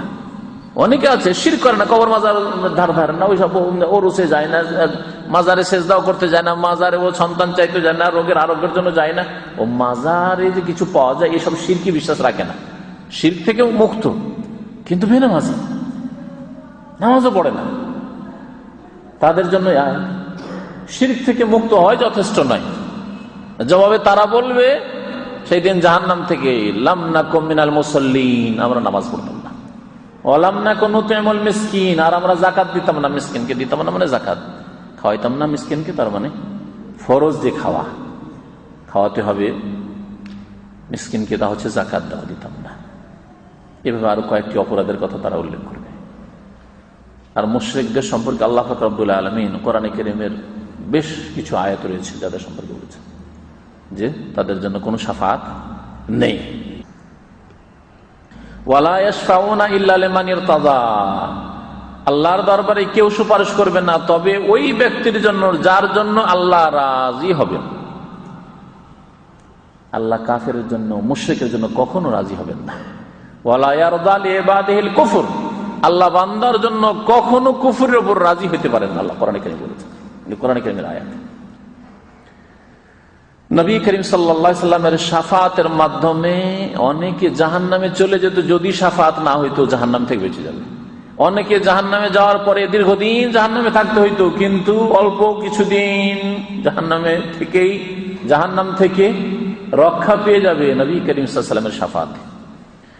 নবী করিম সাল্লাল্লাহু আলাইহি সাল্লামের একটি হাদিস রয়েছে, শাফাত সম্পর্কে বহু হাদিস রয়েছে। শাফাআতি লি আহলিল কাবায়ের মিন উম্মতি, আমার সুপারিশ হবে আমার উম্মতের যারা কাবিরা গুনাহকারী তাদের জন্য। কাবিরা গুনাহ করেছে, মিথ্যা বলেছে, চুগলখড়ি করেছে, গীবত করেছে, পেশাব থেকে বাঁচেনি, বহু এরকম হারাম নাজায়েজ কাজ করেছে, হারাম নাজায়েজ দেখেছে, হারাম নাজায়েজ শুনেছে, কিন্তু তারা মুশরিক নয়, তারা বেনামাজি নয়, তাদের জন্য শাফাত হবে। নবী করিম সাল্লাল্লাহু আলাইহি ওয়াসাল্লামের আরেকটি হাদিস শোনায়, সহিহ বুখারীতে রয়েছে, এটাও সহিহ বুখারী মুসলিম হাদিস। মান আসআদুন নাস বিশাফাতিকা ইয়া রাসূলুল্লাহ। নবী করিম সাল্লাল্লাহু আলাইহি ওয়াসাল্লামকে সাহাবারা জিজ্ঞাসা করলেন, ইয়া রাসূলুল্লাহ, হে আল্লাহর রাসূল, আপনার শাফাআত দিয়ে সুপারিশ দিয়ে কে ভাগ্যবান হবে, মানে আপনার সুপারিশ কে পেয়ে ভাগ্যবান হবে? নবী সাল্লাল্লাহু আলাইহি ওয়াসাল্লাম বলেছিলেন, আসআদুন নাস বিশাফাতি মান ক্বালা লা ইলাহা ইল্লাল্লাহ খালিসাম মিন কলবিহি।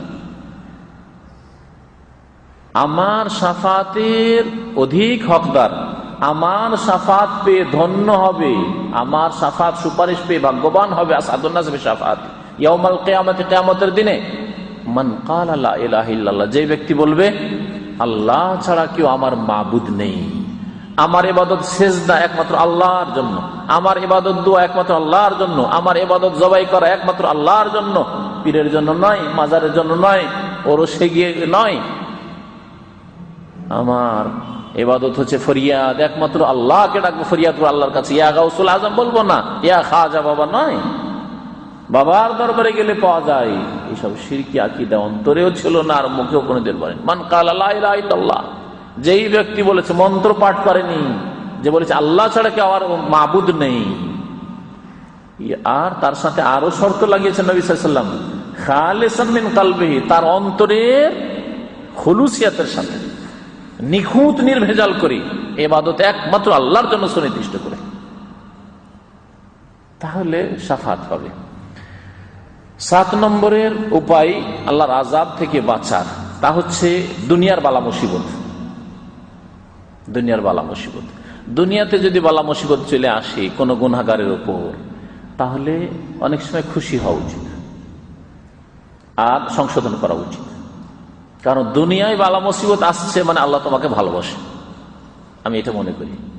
দুনিয়াতে যদি কোনো গুনাহগার ব্যক্তির ওপর বালা মুসিবত আসে, তাহলে আল্লাহ তাকে এখনো সংশোধন করাতে চান। কোরআনে কারীমের মর্মে অনেকগুলি আয়াত আছে, সূরা সাজদার একটি আয়াত শুধু পড়ছি। আল্লাহ বলেছেন, ওয়ালা নুযিকান্নাহুম মিনাল আযাবিল আদনা দুনাল আযাবিল আকবারি লাআল্লাহুম ইয়ারজিউন। আমি অবশ্যই তাদেরকে আসাদন গ্রহণ করাবো, ওয়ালা নুযিকান্নাহুম, স্বাদ চাখাবো, আসাদন গ্রহণ করাবো, মিনাল আযাবিল আদনা, এই দুনিয়ার আযাব, নিকটবর্তী আযাবের, দুনাল আযাবিল আকবার, বড় মহাশাস্তির আগে, আখিরাতের মহাশাস্তির আগে দুনিয়ার আযাব কিছু তাদেরকে চাখাবো আমি। কেন? লাআল্লাহুম ইয়ারজিউন, যাতে করে তারা সংশোধন করে ফিরে আসে, যাতে করে সংশোধন করে ফিরে আসে। তো দুনিয়াতে যেসব বালা মুসিবত আসে, আপনার রাস্তায় গাড়ি অ্যাক্সিডেন্ট হলো, পাঞ্চার হলো, গাড়ি পাল্টি খেয়ে গেল, আল্লাহ শুকরিয়া আদায় করবেন, আলহামদুলিল্লাহ আমার কোনো গুনাহ খাতা হয়েছে, আল্লাহ এর মাধ্যমে ওকে মাফ করবেন। পকেট থেকে একামা চুরি হয়ে গেছে, পকেট থেকে টাকা চুরি হয়ে গেছে, ছিনতাই হয়ে গেছে, আলহামদুলিল্লাহ আল্লাহ আমার জানটা বাঁচিয়েছে, তারপর এর মাধ্যমে আমার গুনাহ খাতা মাফ হবে। অতীতের গুনাহ খাতা ছিল, সেজন্য আল্লাহ পাক আমাকে এখানে ধাক্কা দিয়েছেন আমার সংশোধন করার জন্য। নবী করিম সাল্লাল্লাহু আলাইহি ওয়াসাল্লামের একটি হাদিস রয়েছে সহিহ বুখারী মুসলিমে, মা ইউসিবুল মুসলিমা মিন নাসাবিন ওয়ালা ওয়াসাবিন ওয়ালা হাম্মিন ওয়ালা হাজান, যে কোনো মুসলিমের ওপর কোনো কষ্ট আসে, ব্যাধি, কষ্ট মানে হয়তো কোন রকমের আঘাত খেল, হতাহত হইল, অথবা ব্যাধিগ্রস্ত হইল, রোগাক্রান্ত হইল, ওয়ালা হাম্মিন অথবা কোন দুশ্চিন্তা, টেনশনে পড়ে গেছেন, ওয়ালা হাসানিন শোক নেমে আসলো, শোকের ছায়া নেমে আসলো, এমন কিছু হলো যাতে শোকার্ত হয়ে পড়লেন, ওয়ালা আজান যে কোনো কষ্ট হোক না কেন, হাঁটছিলেন, হাঁটতে হাঁটতে হোঁচট খেয়ে পড়লেন আর পাটায় ব্যথা পেয়ে গেল, একটা নখ উঠে গেল, একটু রক্ত বেরিয়ে গেল ইত্যাদি। ওয়ালা গাম্মিন যে কোনো দুশ্চিন্তা, বালা মুসিবত, যে কোনো কষ্ট হোক, হাত্তা শৌকা ইউশাকুহা, নবী করিম সাল্লাল্লাহু আলাইহি ওয়াসাল্লাম বলছেন এমন কি যদি একটা কাঁটাও লাগে, রাস্তায় চলতে যেটা হঠাৎ করে দেখলেন পায়ে একটা কাঁটা ঢুকে গেল, এতে তোমার ফায়দা আছে। ইল্লা কাফফারাল্লাহু বিহা মিন খাতায়াহু, এর মাধ্যমে আল্লাহ পাক তার গুনাহগুলিকে মাফ করে দিবেন। গুনাহ মাফ হয়ে গেল, তার মানে আল্লাহ আর বড় আযাব দেবেন না। গুনাহগুলি যদি জমা হইতে থাকতো তো দুনিয়ার বড় আযাবের আশঙ্কা ছিল, আর আখিরাতের তো বড় শাস্তি ছিলই। 8 নম্বরের উপায়, 10টি উপায় বলে শেষ করব। 8 নম্বরের উপায় হচ্ছে আল্লাহর আযাব থেকে বাঁচার, তা হচ্ছে কবরের শাস্তি। দুনিয়া থেকে মরে গেল, মানুষ দোয়া করলো, মানুষের দোয়া, জানাজা পড়লো, দোয়া করলো, তারপরেও গুনাহ আছে, এখনো গুনাহ সবগুলি মাফ হয়নি, কিছু হালকা হয়েছে। এখন এই কবরের আযাব শুরু হলো, কবর চেপে ধরলো, একেবারে হাড় গুলিকে চূর্ণ বিচ্ছিন্ন করে দিল, কবর চেপে ধরে। নবী করিম সাল্লাল্লাহু আলাইহি ওয়াসাল্লাম সহিহ হাদিসে রয়েছে। কবরের বহু শাস্তি রয়েছে, বহু রকমের শাস্তি রয়েছে, সাপের দংশন, বহু আযাব কবরে রয়েছে, ফেরেশতাদের পিটুনি। এই কবরের আযাব সম্পর্কে নবী করিম সাল্লাল্লাহু আলাইহি ওয়াসাল্লামের অনেক হাদিস রয়েছে, যে হাদিসগুলি এখানে পেশ করা সম্ভব নয়। নেক লোকদের জন্য কবর সম্পর্কে নবী সাল্লাল্লাহু আলাইহি ওয়াসাল্লাম বলছেন যে এটা হচ্ছে রাউদাতুন মিন রিয়াজিল জান্নাহ, জান্নাতের একটা বাগানের মতো। ভালো মানুষ যদি কবরে যায় তো কোথায় গেল? জান্নাতের বাগানে গেল। আও হুফরাতুন মিন হুফারিন নার, অথবা জাহান্নামের একটি গর্ত।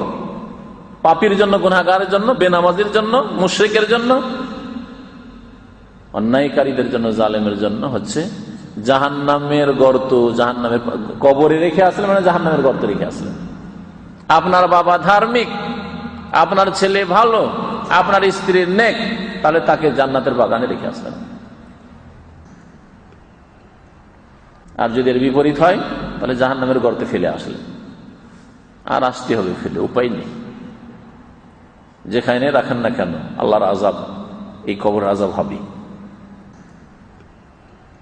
কবর আযাব মানুষের আত্মার উপর হয়, কিন্তু আত্মার সাথে দেহ যদি থাকে, সে দেহের একটা সম্পর্ক থাকে। ওই রকমই যেমন স্বপ্ন দিয়ে বুঝিয়েছেন শাহ ওয়ালি আল্লাহ মুহাদ্দিস দেহলভী রাহমাতুল্লাহ আলাইহি। স্বপ্নে আপনি শুয়ে আছেন ঘুমন্ত অবস্থায়, আর দেশে চলে গেছেন, আর যাওয়ার পর এয়ারপোর্ট থেকে বাড়ি যাচ্ছিলেন, আর ছিনতাইকারী লোকেরা ধরে নিয়ে পেটে দিয়েছে ছোরা ঢুকি, চিৎকার করছেন, কষ্ট পাচ্ছেন না? পান না? কষ্ট যে মানুষ কেমন পায়, ঘুম ভাঙার পরে থরথর করে কাঁপতে থাকে, দেখেছেন? ভয়ঙ্কর কেউ স্বপ্ন দেখিয়ে বেশ কিছুক্ষণ ধরে থরথর করে কাঁপতে থাকে। তাহলে আপনি তো এখানে শুয়ে আছেন, অথচ থরথর করে কাঁপছেন কেন? আর এই ঘুমের অবস্থায় কষ্ট পাচ্ছিলেন, মনে হচ্ছে এখন ওই কষ্ট আছে, এখন ওই ব্যথা মনে হচ্ছে আছে। ওই রকমই আত্মার জগতে সিজ্জিনে আযাব হয়, কবরের আযাব বলে বোঝানো হয়েছে। আর কবরের সাথে সম্পর্ক থাকে ওই রকমই, যেমন ঘুমন্ত ব্যক্তির দুনিয়ার কোথায় কোথায় ঘুরে বেড়াচ্ছে আর সুখ দুঃখ দেখছে স্বপ্নে, ওই রকমই সম্পর্কের মতো। তাহলে কবরের আযাবের মাধ্যমে আল্লাহর আযাব দূর হয়ে যায়। তাহলে যারা গুনাহগার মানুষ কিন্তু তার আসল পুঁজি আছে, মানে শিরক মুক্ত মুসলিম, নামাজি মুসলিম, তাহলে কবরের আযাব হয়ে হয়ে এমন একটা দিন আসবে হয়তো কবর আযাব বন্ধ হয়ে যাবে, অথবা কবর আযাব হইতে থাকলো কিন্তু আর জাহান্নামে যাবে না। পুলের ওপর পার হইতে গিয়ে আর আছাড় খেয়ে পড়বে না, পুল পার হয়ে জান্নাতে চলে যাবে। কবরে বহু শাস্তি হয়েছে তার, এইরকম লোক। কিন্তু জ্ঞানী মানুষ কি করবে? এই আশায় থাকবে নাকি? হ্যাঁ, এই আশায় থাকবেন যে অসুবিধা নাই, গুনাহ খাতা যা করছি করছি, কবর আযাব হয়ে মুসলিম যখন আছি, শিরক তো করি না, নামাজ তো 5 ওয়াক্ত পড়ছি, কবর আযাব হয়ে মাফ হয়ে যাবে আর তারপরে জান্নাত পাবো, এইরকম আশায় থাকবেন, এ তো বড়ই বেকুফি হবে, তাই না? জ্ঞানী মানুষ প্রথম থেকে যে শুরু করেছি তওবা, ইস্তেগফার আর বেশি বেশি নেকি, এই প্রথম 3টা মনে রাখবেন। তওবা, ইস্তেগফার করা আর বেশি বেশি নেকি বাড়ান, বেশি বেশি নেকি করেন, তাহলে হবে কি যে দুনিয়ার আযাব থেকে মুক্ত হইতে পারবেন আর আখিরাতের আযাব থেকে মুক্ত হইতে পারবেন। কারণ কোন মানুষ চাই না, কোন মুসলিম চায় না যে দুনিয়াতে বিপদ আপদে পড়ুক। দুনিয়ার বিপদ আপদে পড়তে চান না, তাহলে আপনি প্রথম যে কাজগুলি বললাম সেগুলির মাধ্যমে নিজে সংশোধন করে নেন। আল্লাহ পাক যেন আমাদের সকলকে তৌফিক দান করেন। 9 নম্বরের উপায় হচ্ছে কিয়ামতের মাঠে বিচার দিবসের যে ভয়াবহতা, যে কঠোর শাস্তি কিয়ামতের মাঠের, কবরের আযাব দিয়েও হয়তো গুনাহ মাফ হলো না, এত পাপিষ্ঠ, তখন এই হাসরের মাঠের আযাব শুরু হয়েছে। আল্লাহ পাক এই হাসরের মাঠের ভয়াবহতার কথা কোরআনে কারীমের বহু আয়াত রয়েছে, নবী সাল্লাল্লাহু আলাইহি ওয়াসাল্লামের বহু হাদিস রয়েছে, এই বিষয়ে বইও লেখা হয়েছে, অনেক বই লেখা হয়েছে। একটি আয়াত শুধু বলছি, সূরা হজের 1 নম্বর 2 নম্বর আয়াতে আল্লাহ বলছেন যে ইন্না জালজালাতাস সাআতি শাইউন আযীম, কিয়ামতের দিনের যে ভূমিকম্প এটা হবে বিরাট বিষয়, শাইউন আযীম, এই সাধারণ বিষয় না, অসাধারণ বিষয়। ইয়াউমা তাযহালু কুল্লু মুরদিআতিন আম্মা আরদাআত, সেই দিন যদি কারো দুধের বাচ্চা থাকতো তাহলে দুধের বাচ্চা ভুলে যেত। দুনিয়াতে যতই বিপদে পড়ুক না কেন, দুধের বাচ্চা কেউ কোনো মহিলা ভুলে? 3 মাসের বাচ্চা, 6 মাসের বাচ্চা, আর বালা মুসিবতে পড়েছে, বন্যা চলে এসছে আর ডুবছে, আর ওই সময় ছেলে ভুলে যাবে, আগুন লেগেছে ছেলে ভুলে যাবে, আর নিজে একাই পালাবে, একাই বাঁচবে, এরকম আছে? বন্যায় ডুবলেও ছেলে ছাড়বে না, আর আগুন লেগে গেল ছেলে বুকে নিয়ে দৌড় দেবে, তাই না? তাহলে দুনিয়ার এইরকম যে কোনো জটিল অবস্থা নিয়ে নেন, কখনো কোনো মহিলা, স্তন্য দানকারিণী মহিলা, তার এই শিশুকে ভুলে যাবে না যে শিশু দুধ পান করে। কিয়ামতের মাঠ সম্পর্কে আল্লাহ বলছেন তাযহালু কুল্লু মুরদিআতিন আম্মা আরদাআত, দুধ পান করে তো বাচ্চাকে, সেই দিন যদি এইরকম অবস্থা থাকে তাহলে নিজের বাচ্চা ভুলে যাবে, নিজের নাস ছাড়া আর কিছু মনে থাকবে না। ওয়াতাদাউ কুল্লু যাতি হামলিন হামলা, সেই দিন যদি গর্ভধারণকারিণী, পেটে বাচ্চাওয়ালি কোনো মহিলা হইতো, তাহলে ভয়ে অচেতন অবস্থায় বাচ্চা প্রসব হয়ে যেত। বাচ্চা প্রসবে কত যে কষ্ট হয়, কত যে কষ্ট হয়, কত যে চিৎকার করে, মহিলাই বলতে পারবে যে কি কষ্ট হয়। আপনি তো বুঝবেন না, পুরুষ মানুষ, তাই না? আপনি বুঝবেন না। খুব বেশি চোখের সামনে যদি থেকে থাকেন আপনার স্ত্রীর প্রসব বেদনার সময়, তাহলে ওই দৃশ্যটা দেখেছেন, তারপরে আসল ব্যথা বুঝেননি আপনি। যার দাঁতের ব্যথা হয়নি সে দাঁতের ব্যথাই বুঝে না, যার দাঁতের ব্যথা হয়েছে সে বলে যে দাঁতের ব্যথা যে কি, আপনাকে বলেও বুঝতে পারবেন না আপনি। তাহলে প্রসব বেদনার ব্যথা যে কিরকম ব্যথা, তারপরেও অচেতন ভাবে পেটের বাচ্চা প্রসব হয়ে যাবে, বুঝতে পারবে না। কিয়ামতের ভয়ে, দুনিয়ার ভয়ে আপনারা শুনেছেন অনেকে পেশাব করে দেয়, তাই না? দারোগা পুলিশের সামনে অনেক আসামি পেশাব করে দেয়, তারা মহিলারা ডাকাত দেখে, এরকম ঘটনা, ডাকাতি পড়েছে বাড়িতে, আর ডাকাতের ভয়ে মহিলা পেশাব করে দিয়েছে। তো এইসব ঘটনা আমাদের দেশে শোনা যায়, কিন্তু বাচ্চা প্রসব হয়ে গেছে আর টের পায়নি, এটা দুনিয়াতে কোনো মুসিবতের উপর হবে না, কিয়ামতের মাঠে এটা হবে।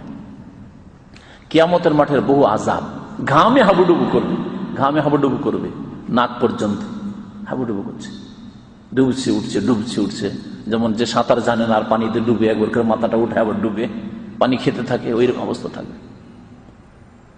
1 মাইল দূরে, অথবা আর একটি ব্যাখ্যা হচ্ছে ওই মিল মানে হচ্ছে যে সুরমাদানির সমান, আধা হাত নাই, এত কাছে 1 মাইলই যদি ধরেন সূর্য হবে। কি তাপ আর কি কষ্ট আর কি হাহাকার অবস্থা, ভয়ঙ্কর অবস্থা। এই আযাবের মাধ্যমে অনেকের আযাব হয়ে শাস্তি হয়ে মাফ হয়ে যাবে, জান্নাত পাবে মুসলিমদের অনেকে। কিন্তু এইরকমই কি চান না? কখনো চাইবেন না।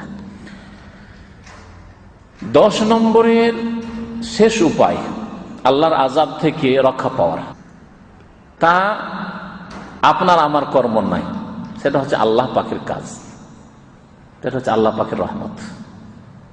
আল্লাহ পাকের রহমত, আল্লাহ পাকের রহমত যদি না হয় তো কোনো মানুষ জান্নাত যেতে পারবে না।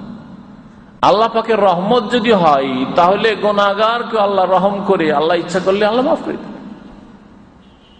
আপনার টাকা গোটা মাসের বেতন আপনি ইনকাম করেছেন, আপনি গোটা মাসের বেতনটা দান করে দেন, আমার বলার কিছু আছে নাকি? বলেন দেখি, বলার আছে? আরে আমি ইনকাম করি, আপনি কেন বলবেন? হ্যাঁ, আপনি যদি বলেন যে আমার বেতনের সব টাকাই, আমার বাড়িতে অভাবে নেই, কিচ্ছু নেই, আমার বাড়িতে যা কিছু আছে তা ছেলে মেয়েদের জন্য যথেষ্ট, হ্যাঁ ওইদিকে ফরজ আপনি ঘাটতি করেন নাই, আমি যা কিছু ইনকাম করেছি ফি সাবিলিল্লাহ দিনের কাজে আমি লাগিয়ে দেবো, আমার কোনো বলার অধিকার আছে যে না আপনি এরকম করিয়েন না? তাই এখানে যদি আপনার স্বাধীনতা থাকে, রব্বুল আলামিন তার বান্দাদের, শর্ত হচ্ছে ঈমান, শিরকের অবস্থায় না মর, শর্ত হচ্ছে যে কুফরের অবস্থায় না মর, বেনামাজি না, তার বান্দার গুনাহগার বান্দাকে আল্লাহ যদি তার রহমত দিয়ে মাফ করে দিয়ে বলেন তবে জান্নাতে দিয়ে দিলাম, তা আমার আপনার বলার কি অধিকার আছে? আল্লাহর বান্দা। তবে আপনি সেই রহমত পাবেন কিনা এই বড় আশাই থাকিয়েন না, বরং আল্লাহ পাকের রহমত পাওয়ার জন্য ওসিলা আছে, মাধ্যম, সেটা হচ্ছে ঈমান এবং নেক আমল। ঈমান এবং নেক আমল করেন, তওবা ইস্তিগফার করেন, বেশি বেশি নেক কাজ, ভালো কাজে অংশ নেন, ভালো কাজ করেন। আল্লাহ পাক রব্বুল আলামিন যেন আমাদেরকে তৌফিক দান করেন। রহমত, আল্লাহ রহমত ছাড়া কেউ জান্নাত পেতে পারে না। এই সময় মর্মে একটি হাদিস শুনিয়ে শেষ করি। রাসূলুল্লাহ সাল্লাল্লাহু আলাইহি ওয়াসাল্লাম বলেছেন, লা ইউদখিলা আহাদাম মিনকুম আমালুহুল জান্নাহ। নবী সাল্লাল্লাহু একবার বললেন যে তোমাদের কারো আমল দিয়ে কেউ জান্নাতে যেতে পারবে না। সারা জিন্দেগির নামাজ দিয়ে, এমনকি তাহাজ্জুদ দিয়ে জান্নাতে যেতে পারবেন না আপনি। সোমবার বৃহস্পতিবার নফল রোজা, কত রোজা রাখছেন তাহলে মাসে? 4 দুগুণে 8টা, কমপক্ষে 8টা রোজা, মাসে 8টা 10টা করে রোজা রাখছেন। সারা জিন্দেগির নেক আমল দিয়ে জান্নাত যেতে পারবেন না। কোন মানুষ নিজের আমল দিয়ে জান্নাত যেতে পারবে না। কালু সাহাবারা বলে, ওয়ালা আনতা ইয়া রাসূলুল্লাহ, হে আল্লাহর রাসূল সাল্লাল্লাহু আলাইহি ওয়াসাল্লাম, আপনিও যেতে পারবেন না আপনার আমল দিয়ে? আপনার মাধ্যমে কত লোক হিদায়াত হইল, আপনি কত দিনের খেদমত করলেন, আপনিও কি আপনার আমল দিয়ে জান্নাত যেতে পারবেন না? নবী করিম সাল্লাল্লাহু আলাইহি ওয়াসাল্লাম বলেন, ওয়ালা আনা, এমনকি আমিও আমার আমল দিয়ে শুধু জান্নাতে যেতে পারবো না, ইল্লা ইয়াতাগাম্মাদানি আল্লাহু বিফাযলিন ওয়া রাহমাহ, আল্লাহ যদি তার ফজল, তার করম, তার রহমত দিয়ে আমাকে ঢেকে নেন তাহলে আমি জান্নাতে যেতে পারবো। আল্লাহর রহমত ছাড়া কেউ জান্নাতে যেতে পারবে না। আল্লাহর রহমতের আশা রাখতে হবে, কিন্তু আল্লাহর রহমত পাওয়ার জন্য তদবির করতে হবে। আল্লাহ পাক রব্বুল আলামিন আমাদেরকে তদবির করার, মেহনত করার, পরিশ্রম করার তৌফিক দান করেন। আল্লাহ আমাদেরকে তওবা করে তার দিকে ফিরার, তার দিনের দিকে ফিরার তৌফিক দান করেন। আল্লাহ আমাদেরকে বেশি বেশি তার কাছে ইস্তেগফার করার তৌফিক যেন দান করেন। আল্লাহ বেশি বেশি নেক আমলে অংশ নেওয়ার জন্য তৌফিক দান করেন। আল্লাহ পাক রব্বুল আলামিন আমাদের গুনাহ খাতা মাফ করে দেন। এই বিষয়টি, যে বিষয়টি পেশ করলাম, এই বিষয়টি সম্পর্কে ইমাম ইবনে তাইমিয়া রাহমাতুল্লাহ আলাইহির একটি পুস্তিকা আছে, রিসালা আছে আরবিতে, যাতে এই 10টি বিষয় তিনি উল্লেখ করেছেন। আর সেই পুস্তিকার পুরো সংক্ষিপ্ত আলোচনা আপনাদের সামনে পেশ করলাম। আশা করি এর মাধ্যমে আমাদেরকে আল্লাহ সংশোধন করার তৌফিক দান করবেন। আল্লাহ আমাকেও সংশোধন করার তৌফিক দান করেন, আপনাদেরকে আল্লাহ পাক সংশোধন করার তৌফিক দান করেন। আর যেসব ভাই বোনদের কাছে আমার এই আওয়াজ, আমার আলোচনা পৌঁছিবে, আল্লাহ সেসব ভাই বোনদেরকেও যেন সংশোধন করার তৌফিক দান করেন। সুবহান রাব্বিকা রাব্বিল ইজ্জাতি আম্মা ইয়াসিফুন ওয়া সালামুন আলাল মুরসালিন ওয়াল হামদুলিল্লাহি রাব্বিল আলামিন।